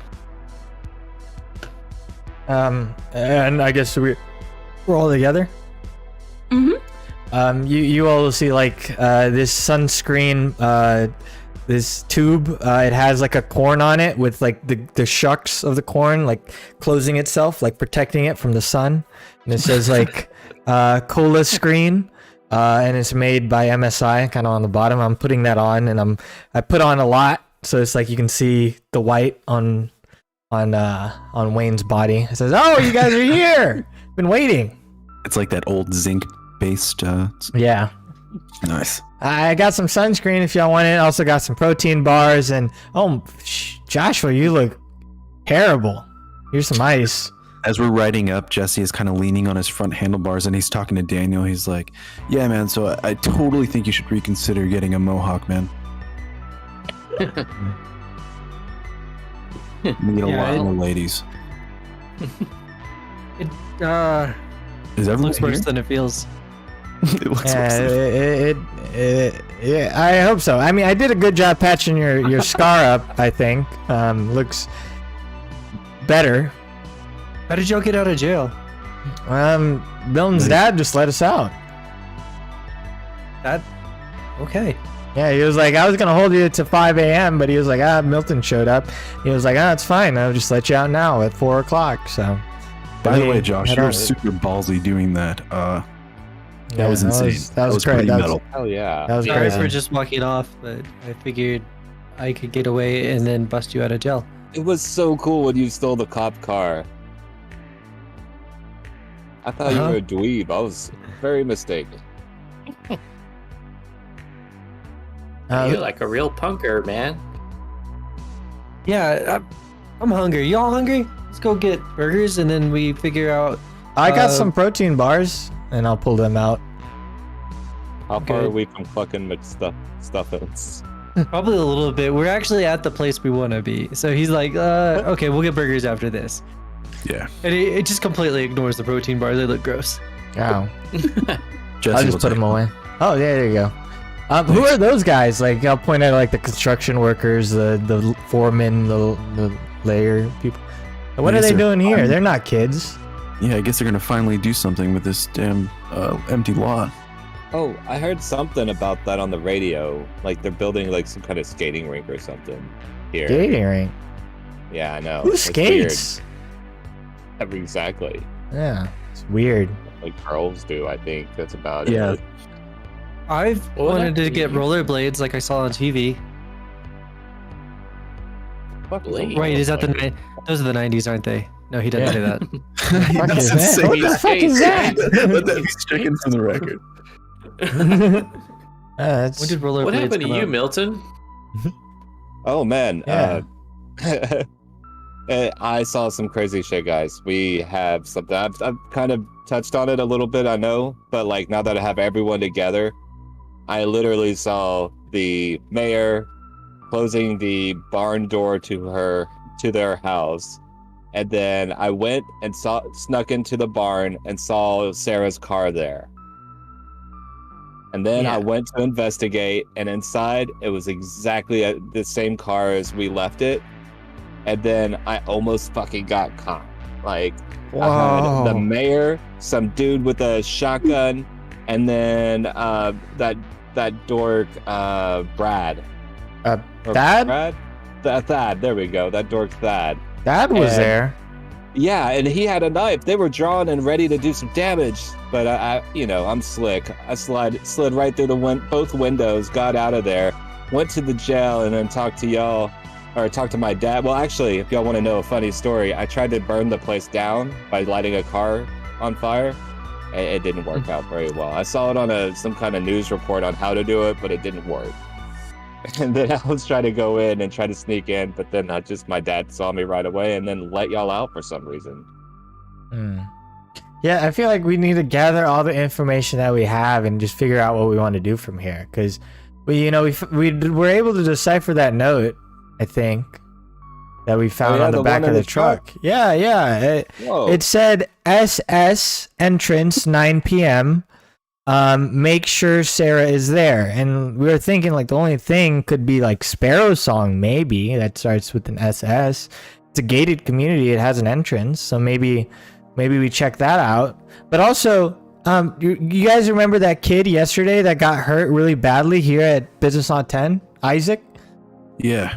Yeah, so like I patched him up and whatnot, and on my way home, I heard on the radio that he's missing. And there was like an ooze outside of his house or something.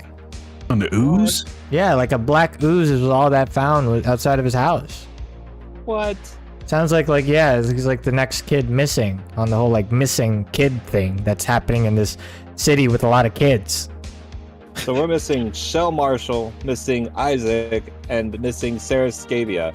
Yeah. Hey, Scavia, man. Scavia. Sorry, you were just Ryan, give me a DC 10 brains roll. Sure. 4, but I will. Sure, I'll use adversity to get to 10. 1, 2, 3, 4, 5, 6. Did you also add your +1 to that already? I did, yeah, I did. Okay.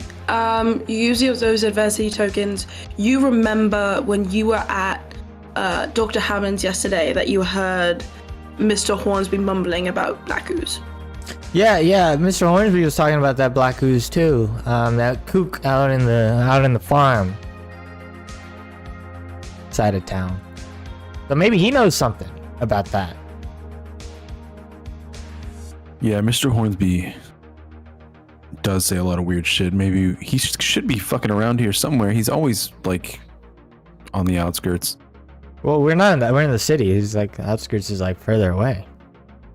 But isn't like Well, didn't you? kind of Well, 10's kind of in on the the edge center. of town? I don't know. It's like on the southeast side, and he's probably like at the northwest side. No. Should we go see what's up with the mayor? Oh yeah, so we got this whole mayor thing. We got Mr. Hornsby. What else do we got going on? I don't care about this. Why don't we check that fucking barn out, see what they were up to, and then that'll tell us what we need to do next. Did you find anything at the barn, Milton? Inside the barn. Oh, hold on. And he reaches into his pocket and pulls out this weird fucking skeleton key. Is it a skeleton key or a key with a skeleton on it? No, it's just an old-looking key. Oh, okay. I had it in my notes as a skeleton key. Whoa, It's a little heavy for a key. It's very tarnished, but it looks to be made out of some sort of semi-expensive metal. And it has some like old ornate carvings in it, but there's no discernible imagery on it other than the letters TS. Yeah, so this key, what I think is a key, it has some engravings on it, but there was other things too. I just grabbed this because it was easy to grab. They had like what looked like the first bottle of like cornucola ever made or something, and then there was some other stuff like I don't know, maybe a football helmet. It was dark. But I snagged this, and then they knew that I snagged it, or somebody stole it, and then that's when I snuck out the windows. Did you hear him say anything? I say we start heading that way, and maybe that key will open something. I have no idea. What do you think, Dan? It's your sister who's missing. I think we should go to the mayor's. Maybe see if this key works on anything. I don't know. Should we confront the mayor? I think so. What if they have your sister? They have her car. Yeah. Wait, the note said that she makes sure that she's at SS, which we think is Sparrow's song, right? Maybe we check that out too? I know that's kind of out of the way, but I mean, that's for sure a place that she would have been, right? The party was at 8, and at 9, she was at Sparrow's song, so maybe she's still there. And I assume maybe like I don't know. Oh, her car wasn't. That's what's strange, right? Yeah. But maybe Was Sarah heading to the station as well? Was that her intent to go there? That's why you were heading there, right, Dan? Right, yeah. We're just kids. We're not equipped to deal with this. Dan and Jesse, both of you give me a brains roll DC 6. Jesse rolled a 4.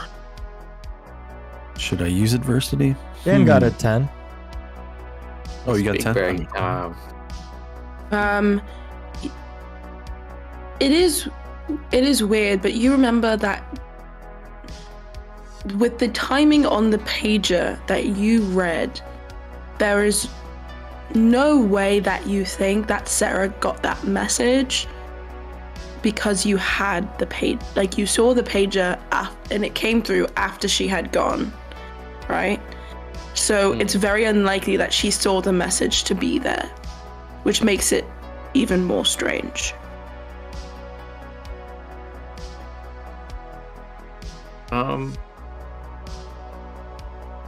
Okay, basically I'll repeat that. Or relay that same information.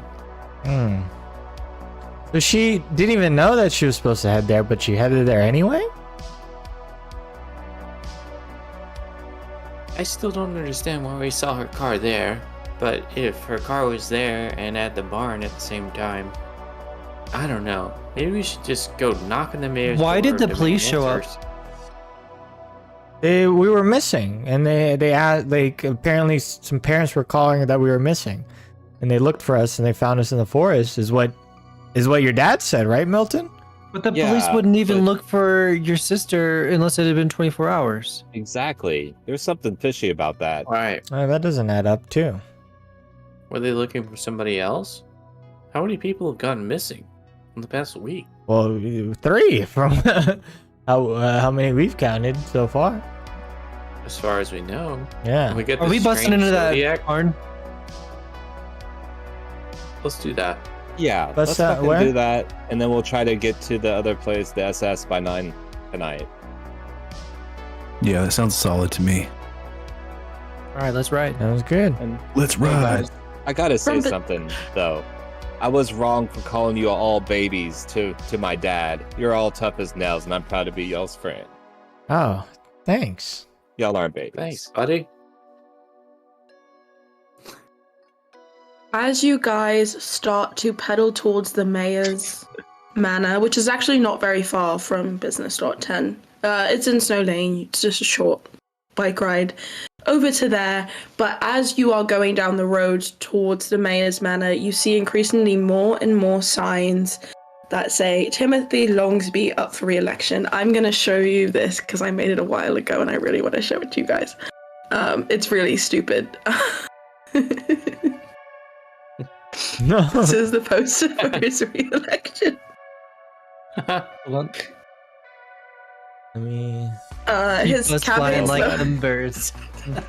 Yes, his slogan is Like "Keep them us birds." flying like them birds." And if you scroll down at the fine print, it says, "Notice people can't fly like our lovely birds can, but that doesn't mean that our economy can't soar under my continued leadership." So you see more and more of those, and you do see one sign that says "Campaign rally and speech, 12 p.m. Saturday at the mayor's office." So you do have reason to believe that he wouldn't be at his office, and that quite a few people would be at the mayor's manor across town. I thought I saw one of you, like, spray painting or graffitiing things. Would you mind doing that for every one of those for the mayor we see? Fuck yeah. Jesse will pull out his spray paint and draw an arrow. Hey. Maybe we shouldn't do that yet. Maybe we should be, like, not getting ourselves arrested again just yet. Relax, In nerd. I do this all the time. Jesse will do the spray paint and anarchy sign on that. Give me a charm roll, DC 10. Is that the charm decide on how good it is? Yep. Nice. DC 10. It's not going to Yep. be good. 7. Hey. It's a lot better than the one that you hid last night in the field fort. It's a little less drippy, but it's not quite exactly what you had wanted. But I think it does get the point across as you would like. You're showing improvement. You can't be the only one breaking the law, Josh. Okay, Let's go see you that guys. barn. Okay, you make your way to the mayor's manor. There's no cars in the driveway. It seems as if it's empty. All of the lights in the house are off. You can't see any of them in. And he's pretty, like, he has a very long driveway. It's pretty, like, removed from other apartments, other buildings, although there are a couple of, like, buildings surrounding the manor. as you make your way into the backyard, everyone just give me like a DC 4 flight roll, just to like not be making a ruckus. Is it what dice are we using? Flight. Would I be able to just go knock on the door to try to create a distraction for the rest of the party? Yeah. All right, I'm gonna try to do that. I'll let everyone know. Like, I'll just knock on the door, try to keep whoever's here distracted while you guys snoop around. I have a couple questions for the mayor. You knock on the door, and a very nice old lady opens the door. She has kind of like a duster in her hand. She says, hello? Hi, so I just had a question. Is the mayor here, or is he like out, or who's here? Can I talk to someone about his party and such, about his platform? Well, I'm the only one here today. I'm just cleaning the manor while the mayor's out at his rally. Oh, he's at the rally. Can I take a message? I mean, I guess you can. It's just me. I'm Wayne McCall. I just wanted to talk about what's going on with Business Lot 10, his plans for whoever this company is coming to build this roller rink or whatever. And I also had some questions about his Medicare policies, and just, how, my mom is pretty not great, so just wanted to know like how he's gonna try to better her life and medicine and stuff. I just have a lot of things to talk about with him. It's kind of long for a message, so could you just let me know when he's next in, or I could wait with you, or I could help clean. I'm pretty good at it. Oh no, that won't be necessary. If you want to talk to the mayor in person, most of the time he's at the mayor's office. He's currently at a rally, and he is taking open questions. If you want to head over there now. How long is he gonna be there? I'm kind of on all day. All day. Okay, cool. Yeah, he's gonna go door to door and talk to the constituents that way as well. So maybe if you're at home, maybe he'll stop by. But I can let him know that you stopped by and you had some questions about Business Lot 10 and his Medicare policy. Yeah. And some other things too. It wasn't just that, but I just don't want to leave too long of a message, and then take up too much of your time, because you're busy cleaning or whatever. Wait, what was your name? Mrs. Pam. Oh, all right. Nice to meet you, Miss Pam. I hope you have a great rest of your day. Thanks for answering. I'm just gonna go back to my house here in Snow Lane. I'll see you later. Okay. Goodbye, young man. All right. Goodbye. And I'm just gonna wait away from the manor for everyone to come back, I guess. Hopefully that was enough of a distraction. Okay. The four of you that are at the barn. Sorry, I completely blanked on names. Anyways, the four of you that are at the barn, you walk up and you see that it is locked. But you can see through the window if you would like. What kind of lock? Like a padlock on the exterior? Yeah. Would a M80 or M1000 break the lock? A what? What about the M80 key? or M1000 fireworks? I mean, it's a wooden structure. If you want to shoot a firework at the lock, you absolutely can. Oh no, it's when you light and walk. It's like a little stick of dynamite in a way, like mini dynamite. He'll see you pulling the fireworks out. He's like, that's way too loud. And I'm gonna spin 2 adversary tokens and pull some bolt cutters out of my backpack. Okay. Nice. All right, here, use this on the padlock. Oh, that probably is way better. Less sound, More practical, yeah. Yeah, but if it doesn't work, we have a plan B. For sure. It's an awesome plan.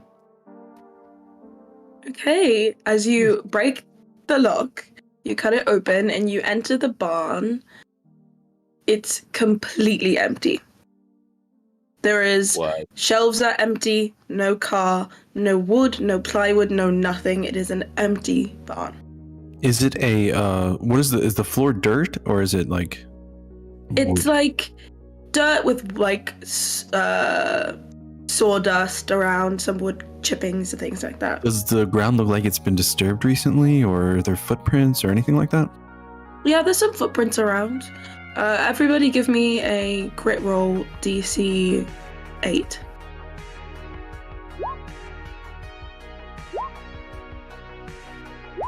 Or maybe 2, 4, 4, 13. Hey. Milton, you were here last night. You know how the conditions were. It looks as if it has been specifically cleaned. So there's no dust on any of the shelves. There's nothing there. There's not even like dents where you know the car were. There's just footprints in the sawdust. But you know that this was like, you can tell that this was like an intentional cleaning of, they knew someone was there last night. They're trying to cover the tracks. They cleaned the place, y'all. There's no way. There's no way. This place was full of stuff. I mean, even the shelves. He goes and wipes. Who his was hand looking off. for you in here? No one was looking for me. They heard a sound, and then they Who's never they? saw me. It was the mayor, and it was Thad, and then it was some mysterious guy with a gun, a shotgun, which was quite crazy.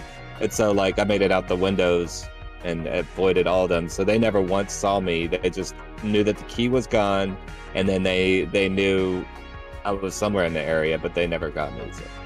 All right. I think we should go to a Sparrow song and see what we can find there.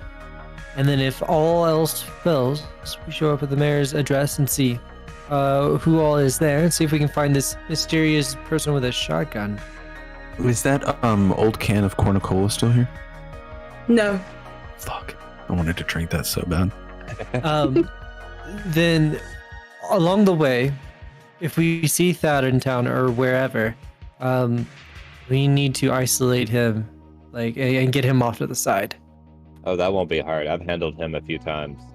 He's just all talk, weak punches. Same. You mentioned Thad, and you had mentioned Grant earlier. Is that his name? I know, yeah. Josh, give me a brains roll DC 10. Actually, 8. Sorry.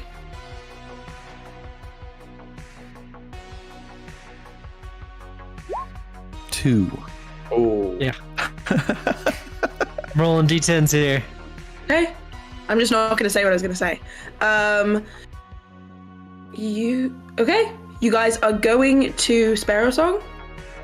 Oh yeah, and when I find them, I'm Yeah. like, oh hey guys, so the mayor wasn't here. It was just Miss Pam, I guess his cleaning person. And she mentioned that he's gonna be like in an all-day rally and then be going door-to-door campaigning. So like, he won't be ever at his manor. So maybe we can find him at the rally if we do want to talk to him. Hey, I don't know that we do. cleaning person. Okay, just know that he won't be at his manor really, other than the cleaning lady, it seems. Cleaning lady, the garage is clean. I need to talk to her again, huh? The garage was clean. It was absolutely clean from inside out. It was not the same garage from last night. Hmm. The car was gone. The shelves were dusted and cleaned off while it looked more like a barn last night, full of like artifacts and old crap that they value, like a cornucola.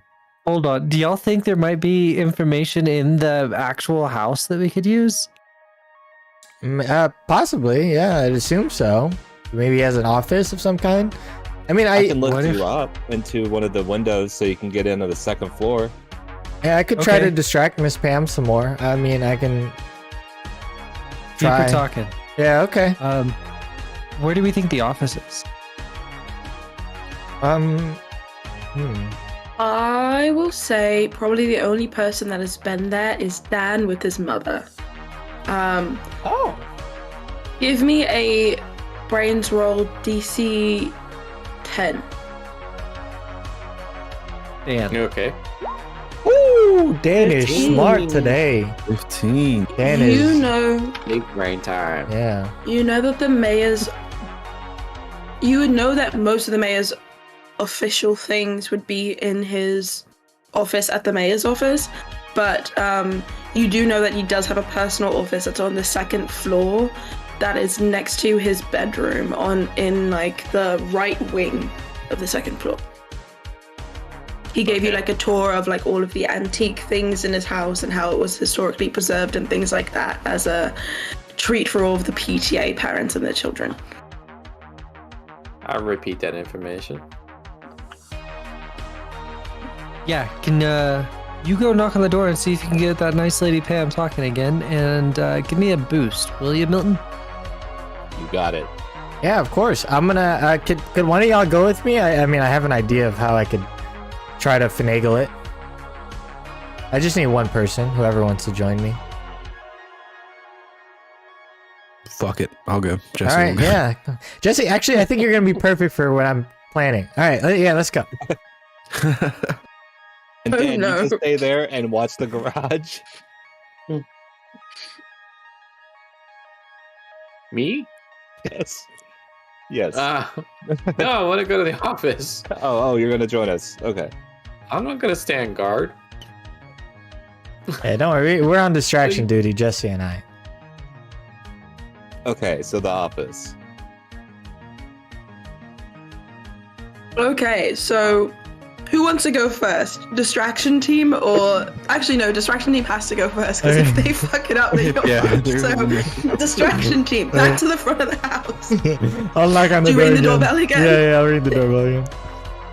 The same old lady comes back now. Now she has like a mop in her hand. She's like, "Hello again, Mr. Wayne. How are you?" Hey, Miss Pam. Yeah, so this is my friend Jesse. I actually ran into him on my way home. Jesse waves. Hi. And so, you know, me and Jesse talk in school a lot about anarchy and taking down the political systems that contain us every now and then. And we actually wanted to talk and leave a message for the mayor about it, and wanted to see if, you know, he'd be down to maybe lessening his powers and whatnot. What else do you think, Jesse, about anarchy and stuff? Yeah, I mean, we're you're part of the- the youth anarchy club at Yeah. Adelsfield. Yeah. And we just hate like adults and Yeah, and we really want them to stop building over Lot 10 because that's kind of where most of us anarchists hang out. yeah, like, you know, a lot of skaters. It's a really a place for the kids, and so we want to keep it that way. And so yeah, we want to leave a message to see if we could like schedule a meeting with him, so that way we can bring about like the needs of the anarchist society. Give me a charm roll. DC 12. Is it do we both It's do it? better if you both make it.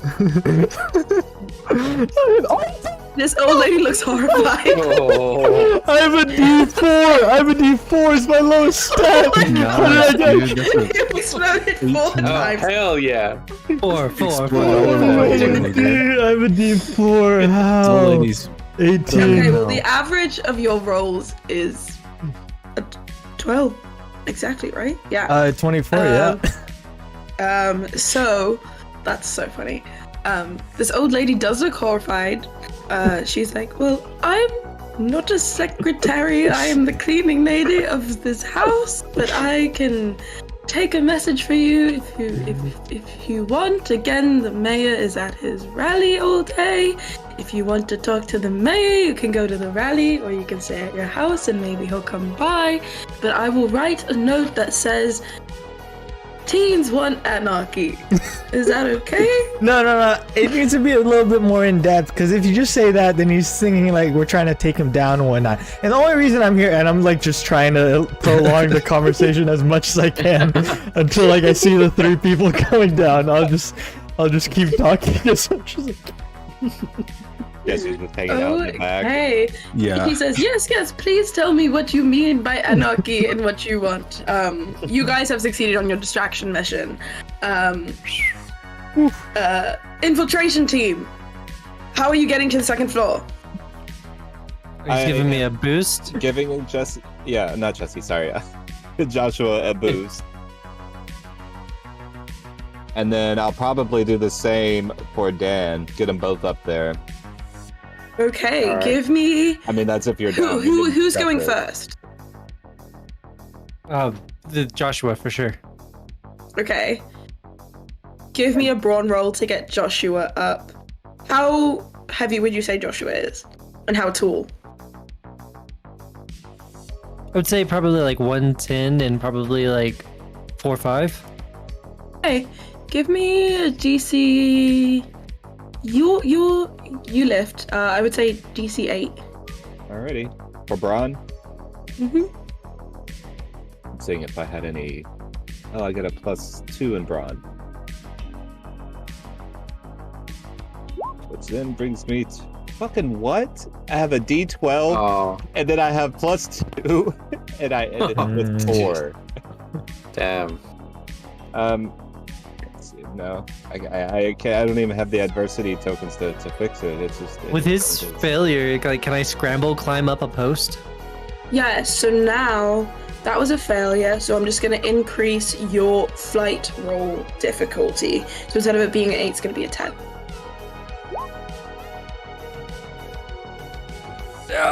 So it's like this like sheer like Roman style column or something. I'm trying to like scramble up.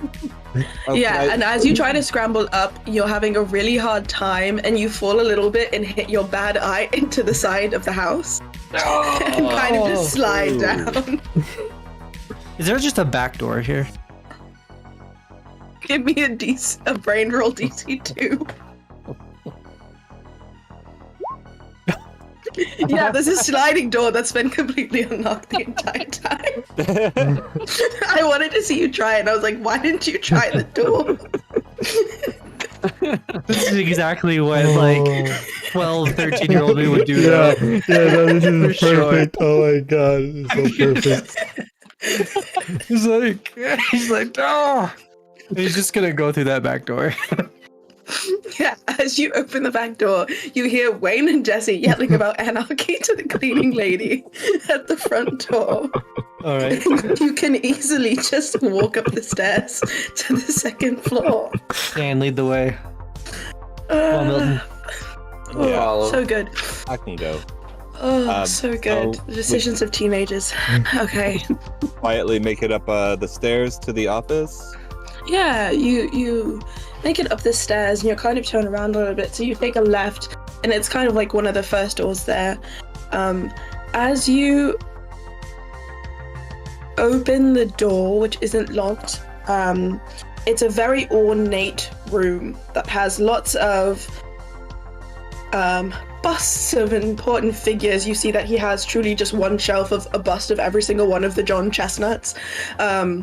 That is there. He has a bust of every mayor that has ever been in Sparrow's View, as well as paintings of some of them. He has a painting of the first, the building of the mayor's manor. He has a painting of the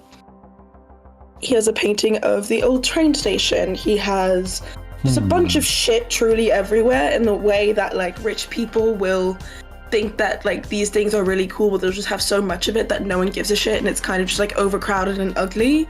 There's lots of gold everywhere that's kind of out of place, and then you see a very clean like mahogany desk in the middle of the room that doesn't appear to have anything on it. Are you guys going to investigate further? Yeah, let's dig in. Okay. What approaches are you all taking to the investigation? Looking for journals and any kind of recent paperwork. And Milton has been watching too much TV and is trying to lift each bust or whatever the statues and pull them as switches, and he goes through one by one. Scooby-Doo. Okay. Milton, give me a brains roll, DC 20. Josh, give me a brains roll, DC 12. Is 5? Would you take a 5? We'll come back to you in the bus. Would you take it too? Dan, you can also. What is Dan looking for? I guess Dan's gonna pull all the drawers in the desk out, like try to go through all the drawers.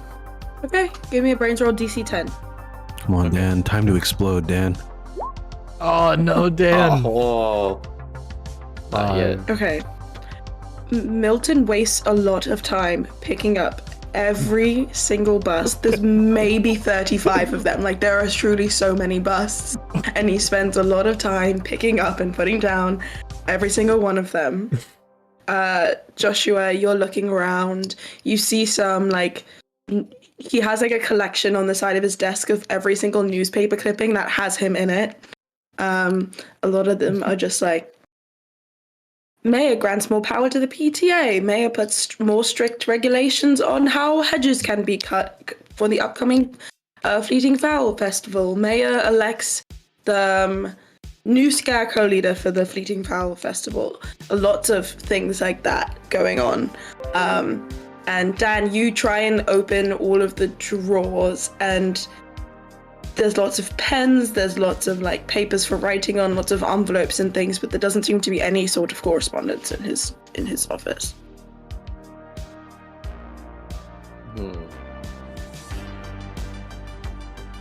Nothing. His bedroom is attached to the office. His bedroom is across the hall.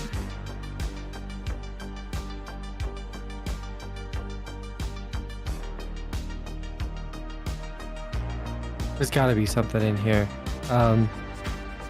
We had busts and we had like a desk that was clean surface. Looking around for any kind of, anything else I can find. There's no journals I find or anything. No. Can I use my my telepathy to talk to Josh?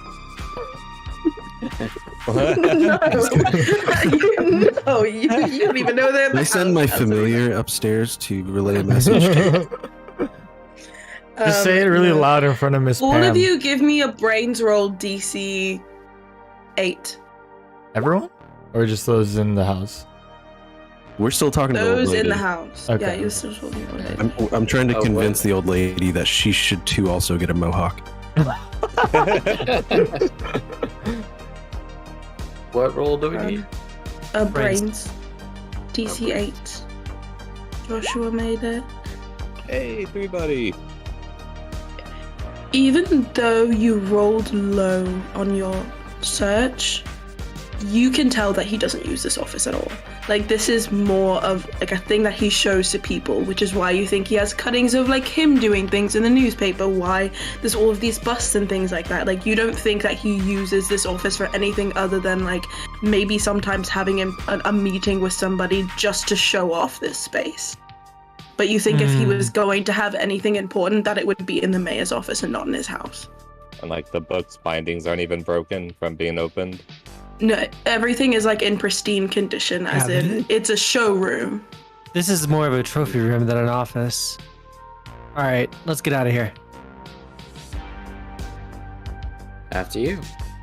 Milton lifts one more statue just to make sure. Give me a luck roll. Just roll a d20 for me. You're gonna get hurt. 6. You find a penny underneath one of them. A penny. Oh, hell yeah. $20 in these days. And don't forget your adversity token. Wait, does that count as an adversity? No way. Oh, but the other No. things do. Yeah, Oh, everything yeah, else you great. guys failed. Please mark down your adversity tokens. I've been bad at reminding people. But yes, mark those down. So you guys are trying to head out?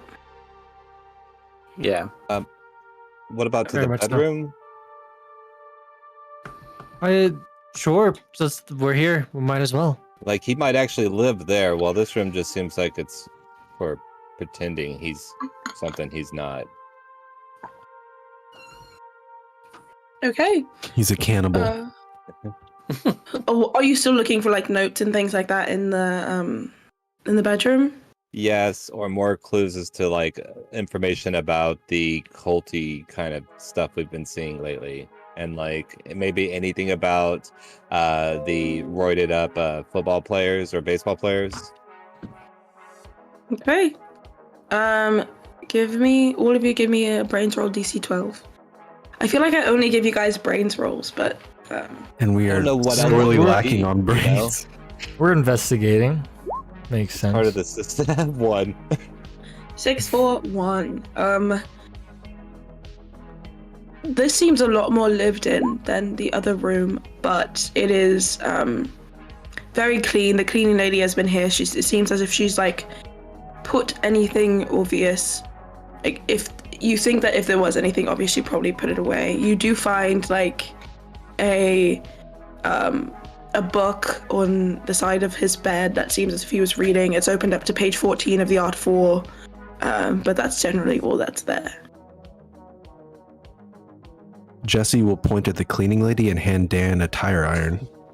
I'm just kidding.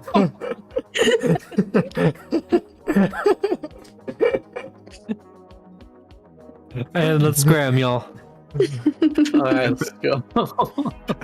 Yeah, and seeing them leave out the back, I'll say, "Oh yeah, just sorry to bother you, Miss Pam. Just I thought it would be easier to just leave a message since we're here anyways. So you can get back to cleaning or whatever you do." Yes, of course. It was very intriguing. Yeah, be sure to get that hear about your mohawk. Theories of Anarchy. Yeah. I barely have hair. I don't think I can pull off a mohawk.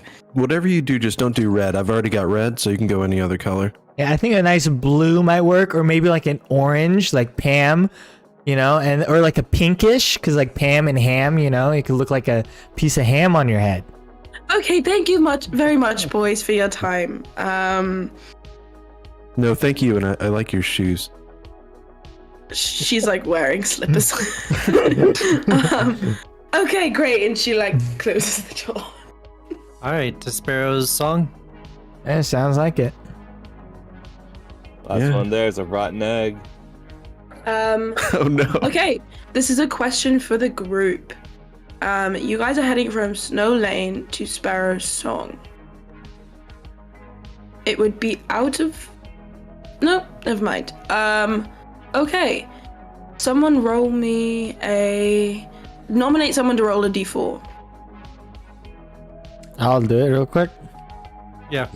Yes. 4. Hopefully that's good. Okay. 12 hours. Okay, you spent about 2 hours doing what you guys were doing at the mayor's office. It's about 2 p.m. now. Damn. Yeah. We gave her You that guys were anarchy talk sleuthing. track, dude. Yeah, you gave a speech to that lady. You guys head over to Sparrow's Song. Is there anything you are looking for in particular there? I mean, Any signs of Sarah's car? I think just any signs that someone was here last night, because it said... Yeah, that too. Because we know where Sarah's car was. It was in the forest, and it was in the barn. But, like, we assume that Sarah was taken here, because it says this is where they were supposed to take Sarah, or we think. So, like, if we can find any signs of Sarah, or of anyone that was here last night. What did those letters at the bottom say? Did any of y'all figure that out? Yeah, Mysterious note. yeah, SS entrance, 9 p.m. So an hour after the party was supposed to be. Make sure Sarah is there. All that from Valetus Avrium. Oh, no, that one means flight of the Yeah. birds. Okay. I was able to figure that one out from biology. Biology. Nice Yeah. man, you are quite smart. No, I didn't figure out the whole like SS thing. That was all Dan. Yeah, Dan likes puzzles and shit. Fucking Yeah. A, Dan. I guess. Yeah. Okay, you guys make your way to Sparrow Song. You have this clue of the SS. You think it's there. It's a beautiful gated community. Actually, I have a description written for it. Let me find it. Oh my notes. It's a bunch I have of so many cookie pieces of cutter paper. homes, right? Sparrow Song. Okay. Sparrow Song is the only gated community in Sparrow's View. It takes pride in its manicured nature. Beautifully pruned shrubs outline the entrance. 8 large 3-story homes give housing to the town's most rich families. At least those without historical homes live here. Named after the location that the European Sparrow was first noted in the town, most families aspire to one day be invited to a cocktail party in one of these homes. As you come up to the true gate of the gated community, which is kind of like a wrought iron fence, you can kind of see through just the beautiful manicured nature of this area. Daniel, again, give me a brains roll difficulty of 6. Okay. 2. Well, a 2. Looks really pretty. Looks really pretty. Nice. How are you Pull guys some gonna tokens? get What was the DC? 6? Oh, I didn't even. Yeah, I only have enough to make 5. Okay. How are you guys gonna get in? Is there like it's a gate, right? Yeah, is there a keyhole? Yeah. Yes, there's a key. Oh, Ah. you want to try that key you got? Yeah, let me try his out real quick. Either that or shove one of those M80s in that bitch. Oh, That's plan B. Always plan B. I like the way you think. Or is there a car that we can just follow? Like any Yeah, No, other the that would tailgate. also work. just follow a car in. Oh, there's a Rolls Royce rolling up. The key does not open the thing. I could- So how Like, many I like houses the are two. in here? No. 8. 8 of them? 8 homes. 8 Eight. 3-story homes. 8 estates. Listen, I know we. Josh is gonna park his bike right beside on the fence and just climb it. That's what I was gonna say. I was gonna help y'all climb the fences and lift y'all. I know I Give struggled me- earlier, but I know I struggle. You can choose, for This all of you time. that want to climb over, give me either a grit or a brawn roll, depending on if you're trying to just like scramble up there or if you're using like strength to get up there. DC is 6. I would like to give 2 adversity tokens. Or no, let's see, 2 adversity tokens to everyone except who doesn't need them. Well, there's if you 2 twos so far. Okay. You can give them to us. Yeah, my Yeah. ability. This is isn't that, a split man. decision. It says You every guys time can help you each use other. An adversary token for someone else, they get an additional token. If you give me to 2, I can use 2 of my own and I'll get over. It was 6, right? Sorry, I don't need one. I'm down. It was I mean, 6, yes. yeah. Two. I got a 9. I'm, Yeah, I'll need. I'm pretty good. How many? So the people, Dan needs 3, Joshua needs 4, and Dan. Sorry. Yeah, and you need to roll still. Okay, that's right. Great. I'll take 2. Oh, I have +1 in grit though, so D8. So you're good. It's a D6 to get over. Oh, neat. So, So we Josh need. needs 2, Dan needs 3. Okay, I don't have enough to. Well, I'll actually, give- I have I'll enough to give give Dan- both y'all. I'll give Dan 2. Because he's my next door neighbor. And I'll give Okay. the 3 to Josh. I'll reach out my fingerless gloved hand I'll to take Dan one and back. be like, come on, bro. Okay, so Josh, you would need to use 1, and Dan, you would need to use 1 of your own. Easy done. And then Josh, Okay. add 3 more to yours because I used 3 of mine for you. So it says that you get to have them for some reason. I didn't know that was one of my abilities. Whoa. Ooh. It says every time you use an adversary token for someone else, they get an additional token to give. No, so that would mean, so if Joshua needs 4, if you give him 2, that adds 4 already. So he doesn't get to keep them, it's for using it. So if you Oh. give him 2, it equals Okay. 4 and he's over. So you don't I need to didn't give him him 2. 3. I just needed to give Yep. him 2. Okay, Yep. I'll click 1 back to me, and you don't click any extra. Got it. Damn. Okay. Were we able to get our Nice. bikes over, or is it just our bodies? Just we're going bike. That would be just your bodies. Oh, no. Can I stay back and throw everyone's bike over?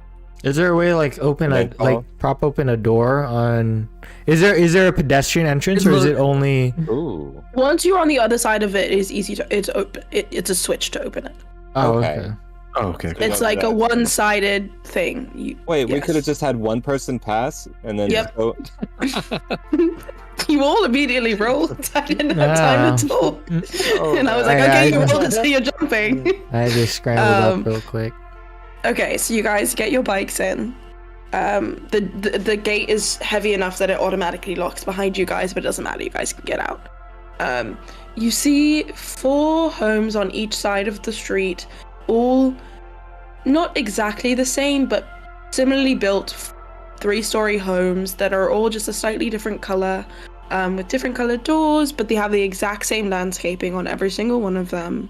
There's a lamppost at the end of every single one of this driveway, a beautiful mailbox at the end of them. Yeah.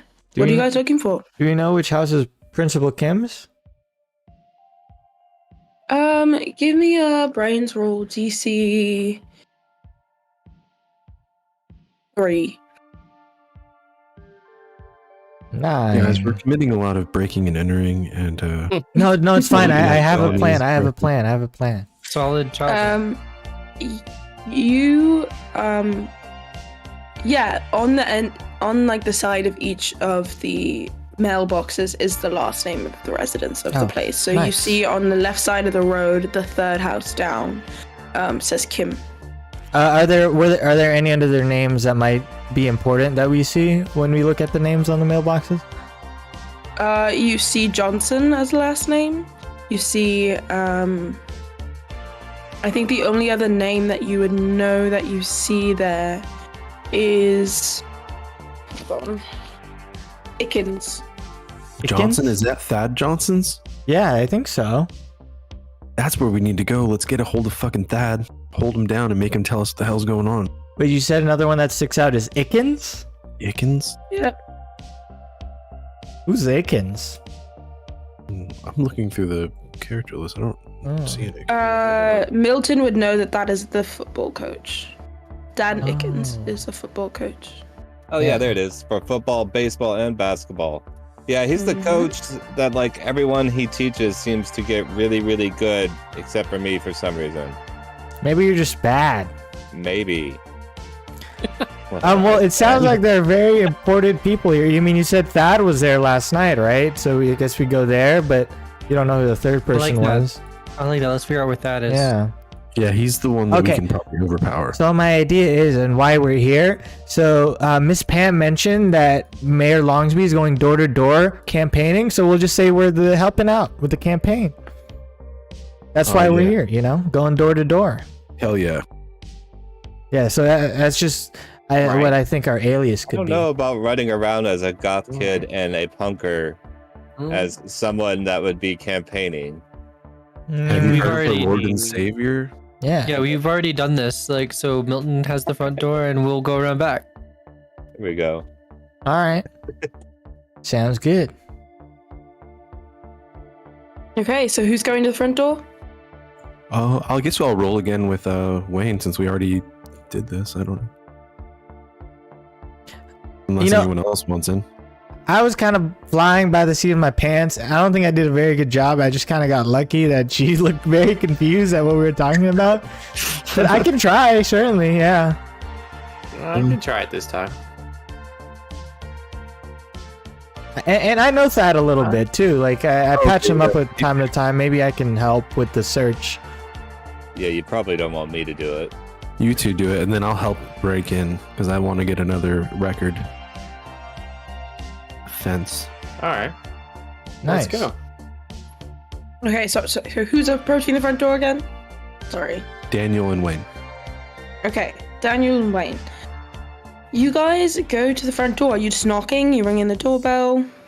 Yeah, we ring the doorbell. Okay. You ring the doorbell and you see a very nice lady say, hello? Hi. Does she answer the door or is she just calling? Yeah, she opens the door. Hi, my name is Wayne McCall. Hello, Wayne. And I'm Dan. Hello, Dan. Yeah. Are you here for my son? Is he here? No, he's at football practice. The game's Oh tonight. yeah, the game's tonight. I heard about that, I think. Oh, so we're just going Would to you like a poster? She whips out a poster. What is it a poster Okay. of? It's for the game. Sure. I'll take the poster. It's like, great, you should be there. They're having a rally beforehand at 6 p.m. Oh, 6 p.m. That's like 4 hours from now, right? Or is that 3 hours from now? It's like 3.5 hours from now. Okay. I'll be there. The entire cheer squad's gonna be there. Kearney, the colonel's gonna be there. It's gonna be a great game under the big lights, and we're on a winning streak this year, so you should definitely come. But that isn't here. He's very much been in the zone this entire week, getting ready for the game. Cool. So we were hanging out with him last night, and he kind of just disappeared. Do you know where he would have went? I mean, I know he's at practice right now, but like, you know, we're dropping by to check in on him. Well, the coach had the kids practicing very late last night, so he came home around like, I don't know, like 1 or 2 a.m. like normal, for a practice like that before the big game, and then he went to bed. Oh, so he was with the coach? Yeah, I mean, the coach lives right next door, so he picked him up and they went on their way to practice. Hey, can I use your bathroom? No. Oh, why not? We've been walking a lot, and I mean, yeah. we'll just go in your bushes. If you think about doing that, I will immediately call the cops. If you want to use a bathroom, you can go to the Herschel Cane. You can go literally anywhere else. I don't like people in my house. Why not? Because it's my house. And Like, because I don't know who you are. what would you do if someone Well, like we're bad snuck in friends. your house? Yeah. I would freak the Where's fuck that? out and call the police.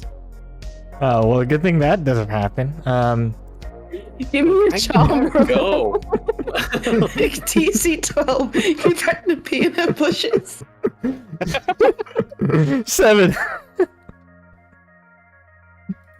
Wayne is not good. I exploded again. I got a 7.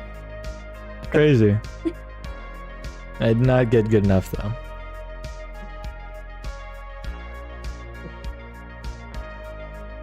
Here's the game, Davis. Oh my god.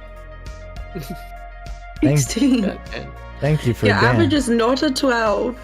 Oh no. But she's just like, I'm sorry, I'm not gonna let you into my home, but thank you for stopping by.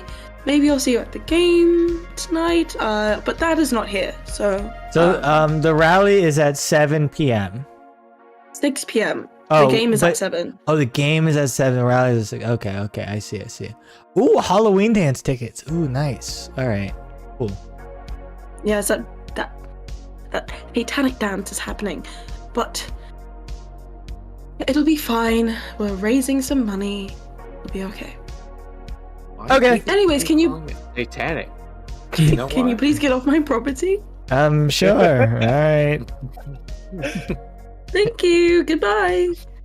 And I looked She at kind Dan. of shoos you off. Yeah, I looked at Dan. I was like, "Shit, that didn't go as planned, man. Damn. I'm sorry. I just can't. I So just we're gonna be in caved. our, Is the Huh? back door just gonna be in unlocked? our bushes or what? I mean, yeah, just go in her bushes. Jesus Christ. Oh, you're gonna pee in the bushes. No, let's cut to Joshua. Okay. How much time Joshua, did that buy Milton, us? and Jesse. It bought you maybe 8 minutes. There is a back door. It is not unlocked. Shit. Okay, we'll try the same plan. You just get on my shoulders, and I'll lift you into the nearest window that Okay. is open. Yeah. Okay. Okay, it's same thing. Brawn roll DC 8. Can I help him? I know how this is going to go. Well, You can help him by giving adversity tokens, and that's it. give me 1. I'll give you one. I need 2. Oh, I can do my own. Yeah, Okay. I'm running low somehow. I'm down to 1. Describe how you help them get into the window.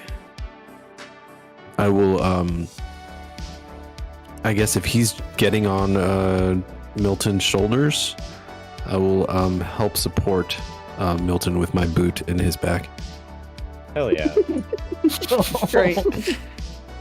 Okay, you make it up That's really into the second story window. You're kind of just like in the hallway of the second floor. Yeah, I'm looking for Thad's room. Hell yeah. Give me a luck roll. Just roll a d20 for me. Your cat is like exploring. Oh yeah. 10. Okay. You average. You check one room. It's clearly like a bathroom, but you were on the right floor. So after you check like one or two rooms, you find Thad's room. It is an absolute pigsty.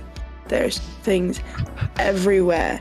It smells bad. His old jerseys, his practice equipment is kind of like thrown around.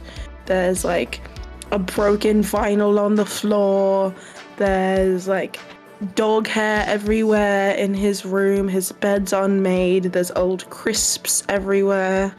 Does his window look out into the front or into the back? The front, yeah. So I can see when when Wayne and Dan would walk off. Yeah, so by the time you get there, they're still talking to this lady. Yeah, I'm just gonna start just ransacking, looking for any kind of writing, any kind of drugs, or anything like that. I'm just combing it over. Okay, give me a brains roll DC. Actually, no, give me a grit roll. DC 10 to sort through this shit. All right. I'm gonna use 1 adversity token to boost me to 10. Okay, you are looking through. It's kind of gross what you're doing, but you're looking through things. You like pull pieces of underwear out. You see like a bag of stuff that is clearly like his girlfriend's things. You don't find much, but what you do find are these two things. First, you find a pad of stationery that is the exact same as the. I don't know. Did they show you the note? Nope. You find a pad of. Actually, yeah, we talked about it. Yeah. Yeah. Okay. You find a pad of stationery that is the exact same as that note. There's nothing on it, but it is that like pad of note paper that has like the flower on it and like is a little like supposed to look vintagey type thing. You find that. You also find a very small pocket knife with like a wooden handle that has a star carved into the handle. Does it match my other knife? It does. I'm gonna It's take smaller, but it's the exact same carving. it. Okay. Give me one more grit roll. This isn't to find anything. This is just to like bear through what you're doing. So what happens here? You get like a really strong whiff of just like dirty football uniform, and you almost vomit in your mouth, and that's the same exact time that you see them walking away from the front. Yeah, it's like getting sick. Yeah.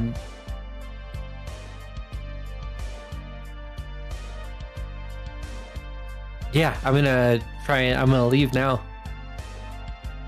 Okay, you leave. All of the people in the house give me a flight roll to escape without causing a I think scene. it's just me. Okay. Ooh, buddy. Rolling that 4 on my D20. Ooh, rough. Do I know what my delta is? Yes. You failed by 4. I will blow 4 adversity tokens. I'm down to 3. Okay. You make it out of the window. Milton, you kind of fall on Milton as you're jumping out of the window again. Let's go, go. Hey, Yeah. So you will have about, it's probably now 4 p.m. because you guys didn't spend a lot of time there, even though it took you a little while to get there. You have about 2 hours until the rally. You have 3 hours until the game starts. Joshua, you know that you are supposed to go to the game tonight because your family's coming in from out of town. But you have this clue about Mr. Hornsby that you haven't explored. You have... The mayor knows something weird is going on. The we don't really football talk players are in with the there. coach, and the coach. Yeah, I think I want to hit the coach's house next. Yeah, because he's probably yeah. I'll tell him that the coach is at the field, so he's probably not at his house. And we were also talking with her dad's mom, and she said that he was with the coach last night. So maybe that third guy was the coach, Milton. But you didn't get a good look at him, right? Milton would recognize the coach, right? Yeah, but I just thought he didn't get a good look at him. So maybe he knew it was. It wasn't that he didn't get a good look, it's that he didn't recognize the person. Oh, you didn't I'll give you recognize that. it. Okay, never mind then. Weird dude. Okay, so yeah, I guess we're here. Might as well check out the coach's house. I guess is he married, Milton? Do you know if he's like married or like has kids or maybe like there's a maid? No, to all that. Oh, okay, then yeah, we can As just far as I break know. in like a normal person, I guess, right? There's been a rash of beanies in this neighborhood. I'm honestly, I really wanted to burn Thad's down. Oh shit! Create a distraction. I resisted that urge. The mom in there, Yeah. man. Compelled. How was it in there? Because he's an athlete. I'd imagine. I don't think athlete's a good excuse for what I just had to go through. Oh. Well, yeah. All right, let's break into the coach's house. How do we want to do this? Do you want to like just go in a window again, and then someone unlock the door? Or we can check the doors, I guess.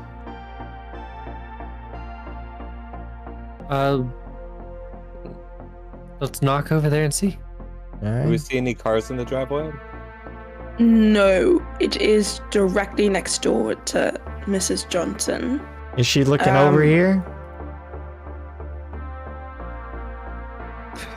Give me a brains roll. Yes. Give me a brains roll. Just give me a brains roll. All right. 13. Nice. As you closed the door and walked away, you could see through like the little like glass pane in the door that she immediately went to the telephone. Oh shit. I think she called the cops on us, Dan. Shit. Whatever we're gonna do, we gotta do it in a hurry. We just gotta break in and then just fucking jet out of here. This is the 80s, man. The doors might be unlocked. I mean, It's a gated Okay, so community. let's try it. you're telling me in the future that people are gonna lock their doors? I think that, with the crime rate as going up like it is, who knows? Man, you are really good with this whole anarchy stuff. All right, yeah, we're just gonna go try to open the door, I guess. We're gonna be Okay. limited on time. Who is here. opening the door? Who's opening the door? Doesn't matter. I'll try. Sounds like Wayne. It does matter.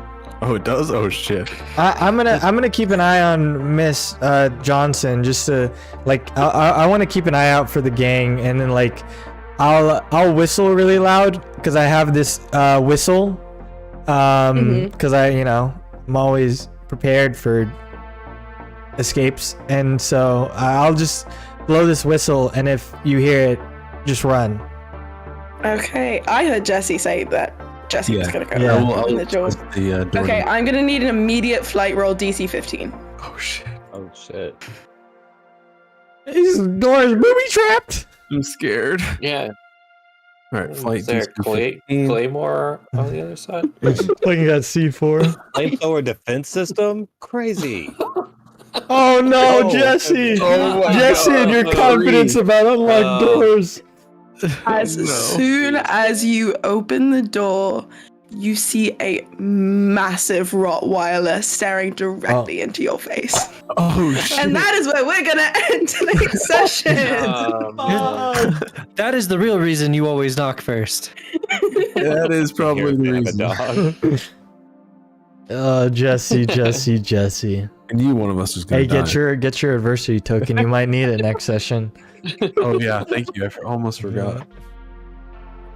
Well, everyone, that concludes the session, and so now we are moving on to the call outs at the end and promotions that we have to say and whatnot. So starting it off, I'm just going off of what I see on Discord from top to bottom, which is Chris. Would you like to promote anything? Hey, what's up? Yeah, I'm Chris. I was playing Dan Scabia. You can catch me at ChrisGamble37 on Instagram if you would like to. Follow all of our links on ravensrealmtabletop.com. Excellent. And Brandon. Hey, I've been playing Joshua Spencer, bringing the hood rat shit. Yeah, you can catch me on all the various socials at the BWT at the BWT. Sweet. Radical. All right.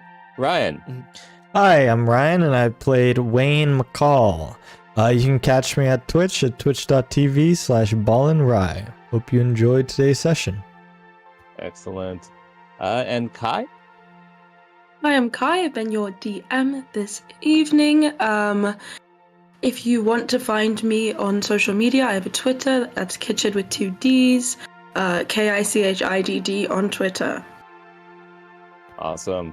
And then myself, I did the intro music for this mini arc and probably outro music. It's all can be heard at bandlab.com/mixsushi3. I know 2 weeks ago I said that the album was coming out March 10th, but there was a delay on it. So hopefully this time it gets approved and sent in and everything. But for the meantime, you can check out the music from on Spotify for Project Bourne, which is my band. And I do have season 2 theme up and running on there. So you can find it on Spotify and have it pop up in your Spotify playlist or iTunes playlist or Amazon Music if you use that busted app. Any of it. Hell Make sure yeah. to check it out. Yeah. And that concludes the show. What about Mark? Mark. Don't forget me. Don't wait, forget fuck the about Mark. Mark. No worries. No worries. Such an ass. Yo, my name is Mark. I was playing Jesse Wilder, the rebellious guy. You can catch me on Instagram. I just started one for my art. It's pixel.demon. Or you can catch me on Twitch or Twitter, stub-nosed on both of those. So good luck finding me because I spelled it weird. I don't care. Also, I think after the show, I'm going to sit in public chat for probably 10 minutes or so. So if anyone does want to talk or chat with me, or if anyone else wants to hang around for a little bit, we'll be on the Discord. And yeah, I guess you can find some of the links in the show notes as well. Yeah, that's the Ravens Realm Tabletop Discord. The main reason why we're all here and why we have the name that we do. If you want to find out what happens next week, you have to subscribe. That's the only way to find out what happens on What if episode. If you Right. don't subscribe, it gets blocked and you can't see what happens, so you should subscribe Yes. right now. It's behind a huge paywall if you don't subscribe. We're going to get $1,000 a We month. appreciate y'all listening. for us to be ad-free. All right. Anyway, thank you so much for listening. We love you all. Good night. Good night. Oh. Bye. Bye. Bye.